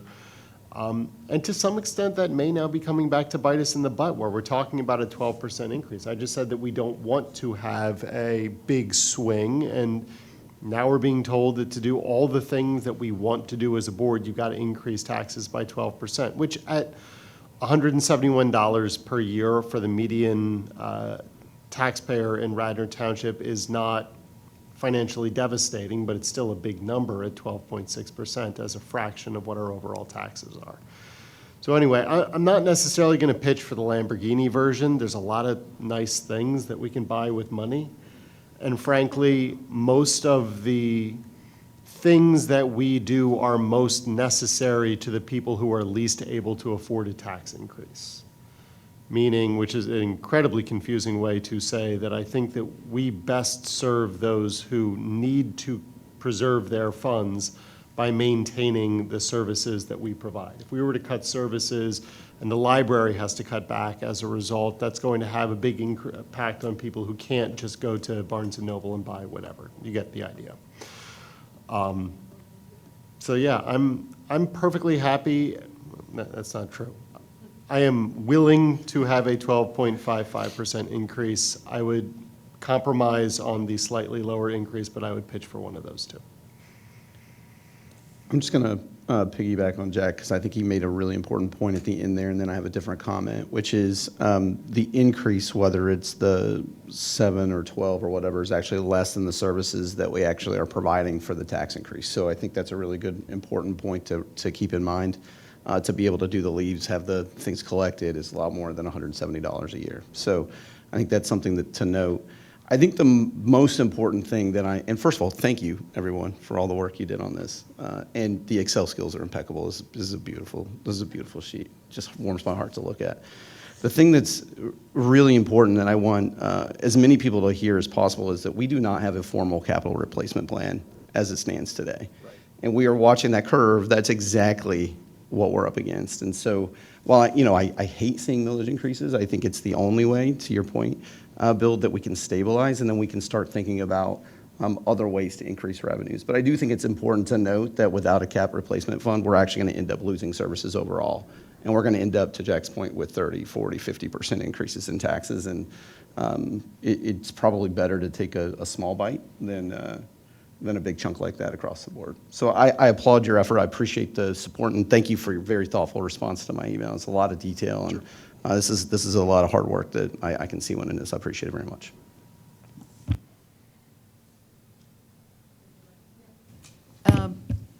I see no reason for the township to remain static. First of all, never lose money.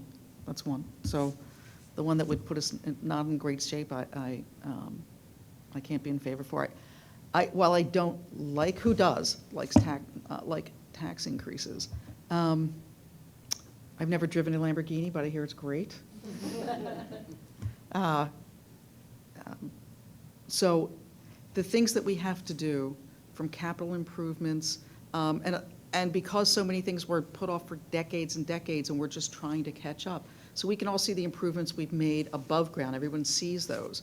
And the ones that we have to do underground, no one sees those until the water's coming up into their lawns and into their, whatever they have, the garages and basements, et cetera. These are very important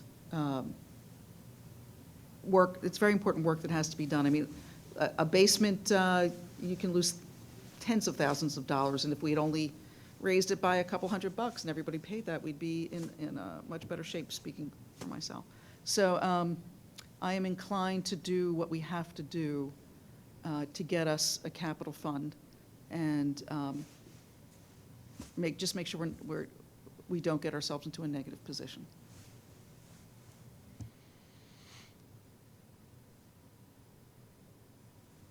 Nope. Anything? My anything reaction, else, my Bonner? only reaction to that is I think any one of the, not I think, but what's proposed is any one of the increases that has a tax increase associated with it gets us a significant step towards a capital plan, just in different increments in terms of our staffing numbers. And let me just say, this is no news to you, but I think we're woefully understaffed in many departments, from engineering to Parks and Rec. And so I would want to add more people, not less people. I think that what our job is to give services, municipal type services, to the people that they're paying for, and we do a great job on not as big of a staff as we should have, and so I would like to increase some of the staff. So that is going to require money.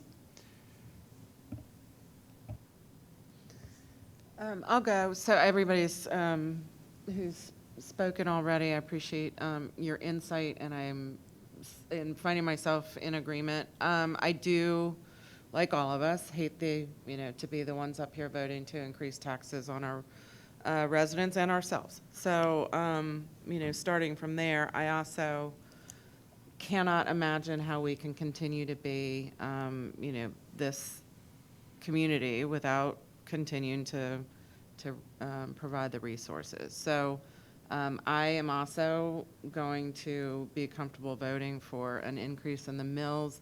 I came into the meeting tonight thinking that I was certain about which way I would go, which would be sort of that, civilian-only increase.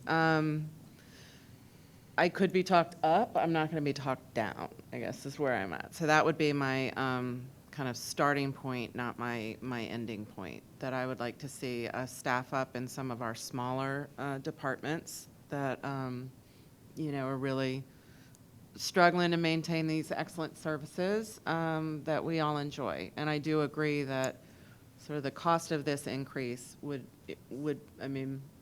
the cost to our community if we had to pull back on even one service, it would be so much more than this on a monthly and yearly basis. And I think that it would have even like a bigger impact than just dollars and cents for our community to wake up one day and realize that something was taken that we got used to, whether it's trash pickup, recycling, that those snowplows come so quickly. Anytime you pick up the phone and call this township building, you will get somebody either picking up right away or responding so quickly. And if we lose that level of service, I think we're really going to hear about it. So I'm in. I can be talked up, but I'm definitely in for, the painful decision to raise taxes. Yeah, I think you guys are doing a great job. Could you go to the one just below this one? Yes.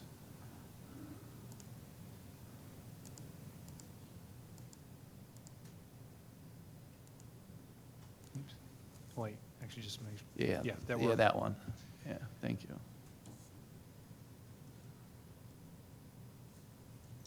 Yeah, and I think the break even just to catch up with the expenses, that certainly needs to be done. I think we should go beyond that so we have money that we can use and we can't keep postponing things year after year after year, and we can get some stuff done. Thank you. I do have a question about increasing the number of police officers. I would like to know, I'm not saying you know off the top of your head, but I'd like to know. So the cost, is it 3 additional officers? 3. What are we paying in overtime?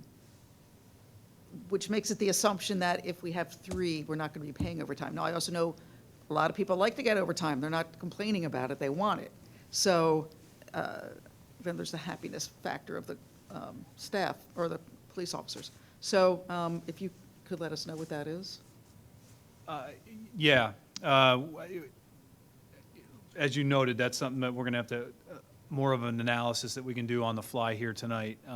I can say just anecdotally, we're in a position right now where we have a handful of officers that are out for various reasons.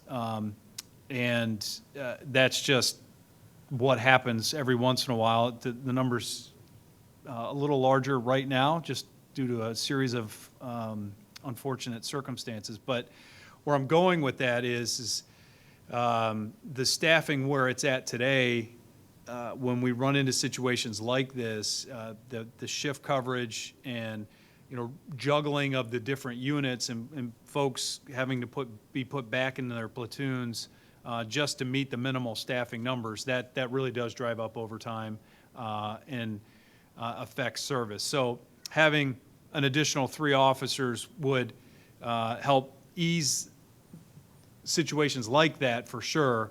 How that impacts dollar for dollar on overtime, like I said, we'd have to do an analysis and take a look at that. So can I get back to you on that? Yes, okay. Well, I agree with Jack's assessment and pretty much everything that's been said. The 0% increase is hiring freeze, I mean, it just makes for a miserable environment, if you ask me. Everybody's already overworked and underpaid, so I just cannot vote for that one. The break-even budget sounds good. It can, does have the community development person in there.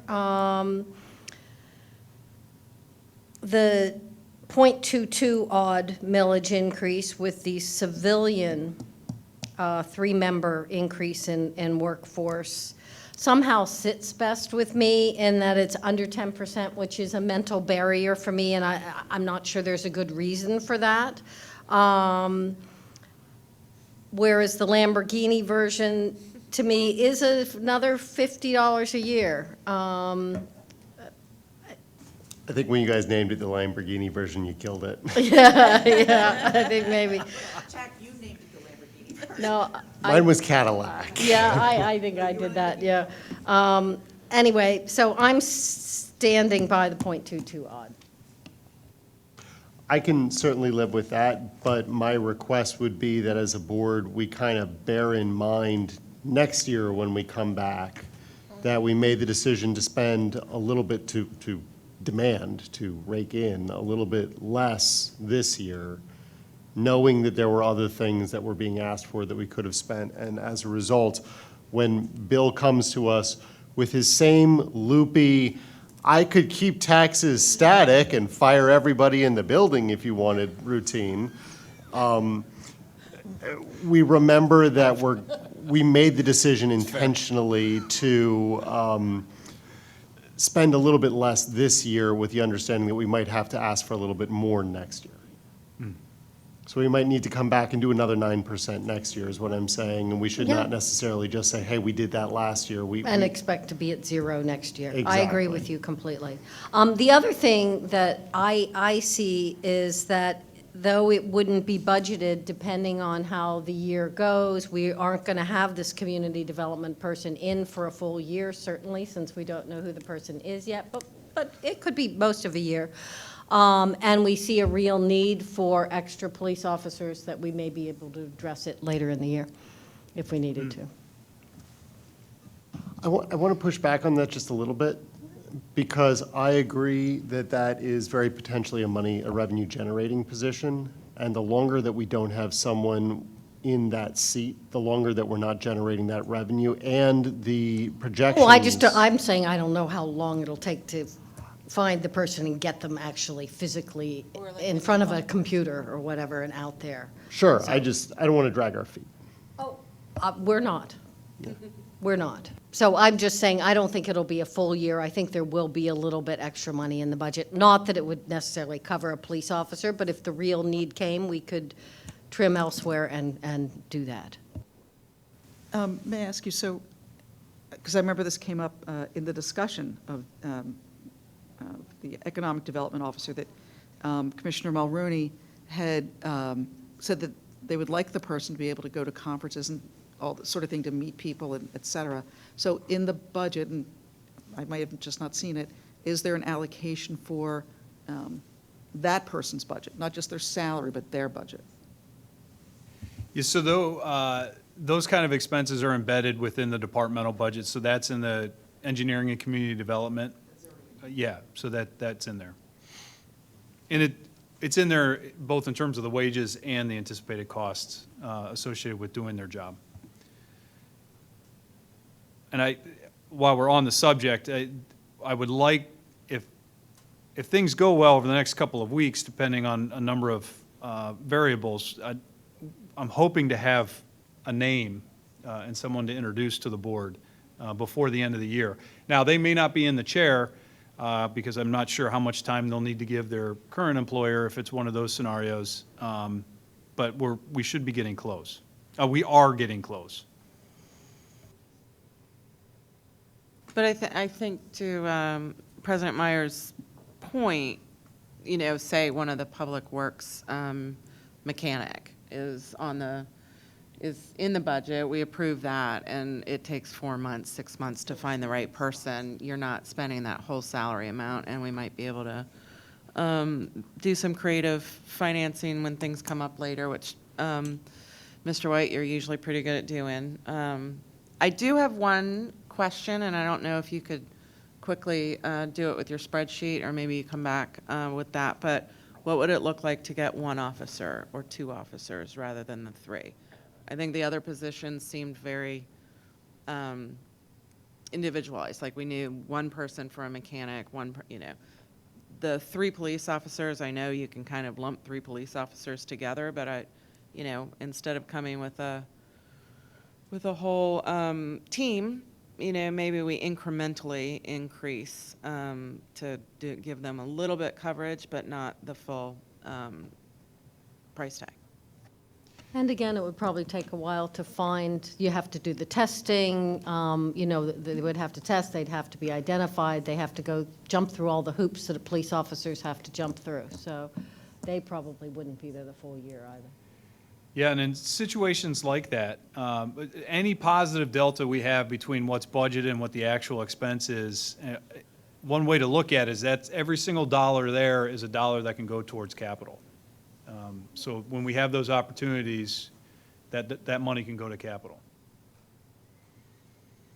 Maybe we can get our Mr. Schumacher, I think his name was, who came up today and pointed out what we are all living with. We live with it, every year, that there are designed, approved plans for small projects throughout the township that have been sitting for 5 years and truly impacting a resident who, has been given some thought that they might have a solve, and it comes down to money, and we can't solve the problem for them. So I would like to see that less often.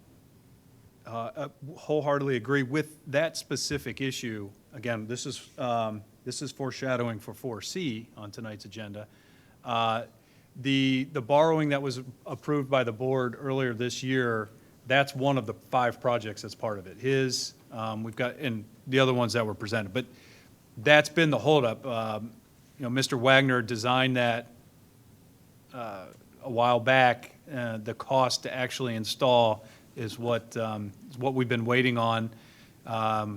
If you recall, the stormwater funding plan, this version of it, or this round, was contingent on borrowing the money in 2026, so that we didn't affect the rate and just gave it time to happen that way.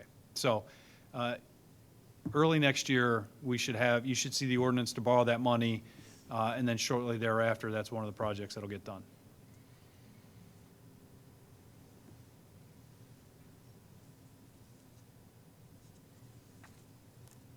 All right, further comment? Okay, so I will make a motion for the introduction of ordinance 2025-13, adopting the 2026 comprehensive budget by setting the tax millage rate at .2249. This is the 9% category, or the civilian increase. However, I would like to explore stepwise individual police officer additions to that rather than all three. See what the number would look like with one or two. Okay. Do I have a second? I'll second. Second by Commissioner Larkin, because I heard him first. Any further discussion? Police participation, public participation. All right, seeing none, I'm going to call a vote. All in favor? Aye. Opposed? Nay. We have a single nay. Thank you. All right. Next, we have 4B, Ordinance 2025-14, also up for introduction, adopting the 2026 sanitary sewer rate. Mr. White again? Yeah, I'll tee this up, and then Ms. Lacy is going to help fill in the blanks. As I indicated a moment ago when we were talking about the sanitary sewer transfers from general to sewer, I just wanted to re-emphasize the fact that because, I'm sorry, I'm trying to do two things. Because we, over the years, adjusted the sewer rent rate. For those that have been paying attention for a while, a couple of those years were pretty aggressive. I think we had 3 straight years of 10% increases because that fund was so upside down. And at the same time it was upside down, we had RHM expenses ballooning on us. But as we stand today, the sewer fund is in good shape in terms of its revenue generation. And you kind of get a little glimpse of that here with the growth in revenue from 22 to 24. Quickly, and Amy, I might be stealing some of your thunder, so I apologize. But the rate included in this ordinance is an increase over the 2025 rate. I think the percentage increase is 2.7. We included that to make sure that we were keeping up with RHM and these other sewer agreements, which drives obviously the $6.4 million number here, but also this contracted service number here, which you can also see has grown over time. And that's a large portion of that expense is our sewer agreements with surrounding municipalities. And those agreements were born out of various developments where sewage from a development in Radnor is going to a neighboring municipality, so we pay that municipality for that. We collect the rent from the development, but then we owe the money to wherever the flow is going. And then these numbers also include, obviously, the debt service as well as the additional staff person requested by Public Works. So sorry, Amy, if there's anything I missed, please. Sorry, Amy, I should have called on you first. So, Mr. White, since we've been talking capital, and we know our sewers are old, is there anything in here that starts to amass a capital sewer fund? Admittedly, if you will, I'm just making that name up. Yep, no, I know exactly, yeah. So any capital, when we start making those significant investments, will come out of this fund. Right now, we are limited to, I'll highlight the capital outlay expense number. The variations are representative of, right now, we're reacting to sewer breaks and the emergency repairs and little stretches of pipe that need to be replaced.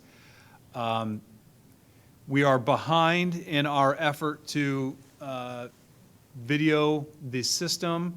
That money is in the fund, and as soon as we're able to get the RFPs out and get that project going, the money's already in there to take care of that. If you'll recall from those discussions, that's really the first needed step to put the comprehensive plan together. But I would wager the various plans that we looked at incorporate or contemplated kind of a dual approach, where there is some cash in the fund that's used for annual systematic replacements, and that can be complemented with some borrowing for the large, like the King of Prussia pump station replacement, which by itself I think is $2.5 million. So those are the ones that you maybe borrow money for. But what we had decided is we needed to camera the system first and go from there. But as noted, it's not demonstrated on this workbook, but there is cash in the fund. And that's helpful to cover these emergency breaks that cost us, $50, $75, $100, $200,000, somewhere in that range. Thank you. All right, any commissioner discussion here?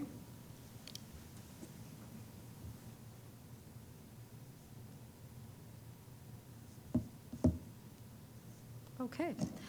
So I will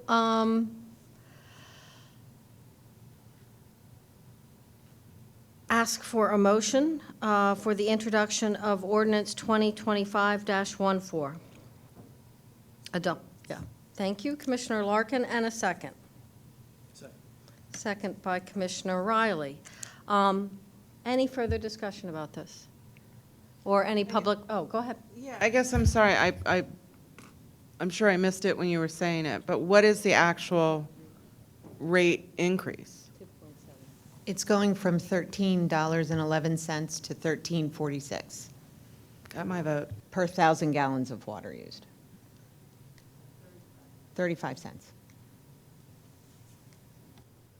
All right, any public, or any other commissioner comment? No. Public participation?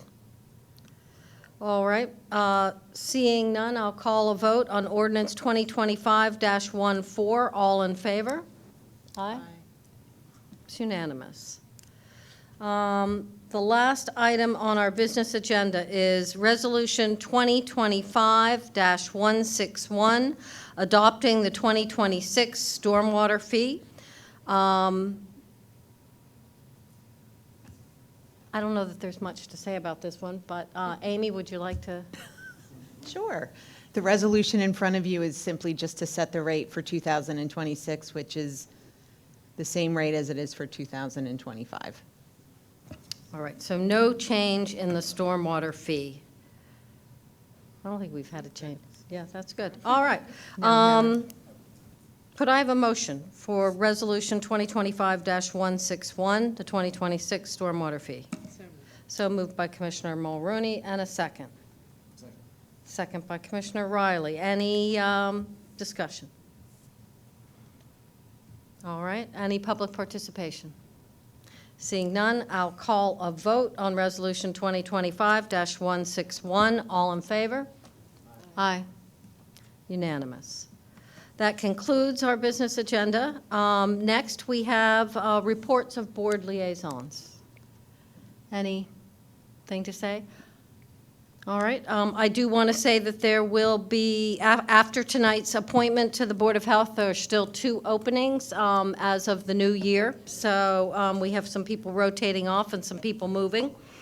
So if you know anybody that's interested in public health or health-related issues, send them to either Peggy or myself. Any new business? Any old business? Any final public participation? Oh, Elves for Shelves. Oh, yeah, You want to mention that one? We're for the Elves for Shelves, we just can't tell you when it is. Commissioner Agnew will, it's the 4th? December 6th. Friday, right, it's a Saturday? It's a Saturday. It's the December 6th. 6th, thank you. December 5th Mr. is Gemmer, the for reminding Wayne us of that. tree lighting. Yep. Yep, it's on the 5th, and I think we've got a Hanukkah menorah lighting on the 14th. So the Parks and Recreation Department just released a newsletter, I think today, that had a lot of the events that are coming up. I recommend you hop on that newsletter or go to our website. A lot of great holiday and community events are coming up. All right, my final comment would be happy Thanksgiving to everyone, staff, for commissioners and public. And then may I have a motion to adjourn? So moved by Commissioner Agnew, and a second by Commissioner Mulroney. All in favor? Aye. Aye. We're done.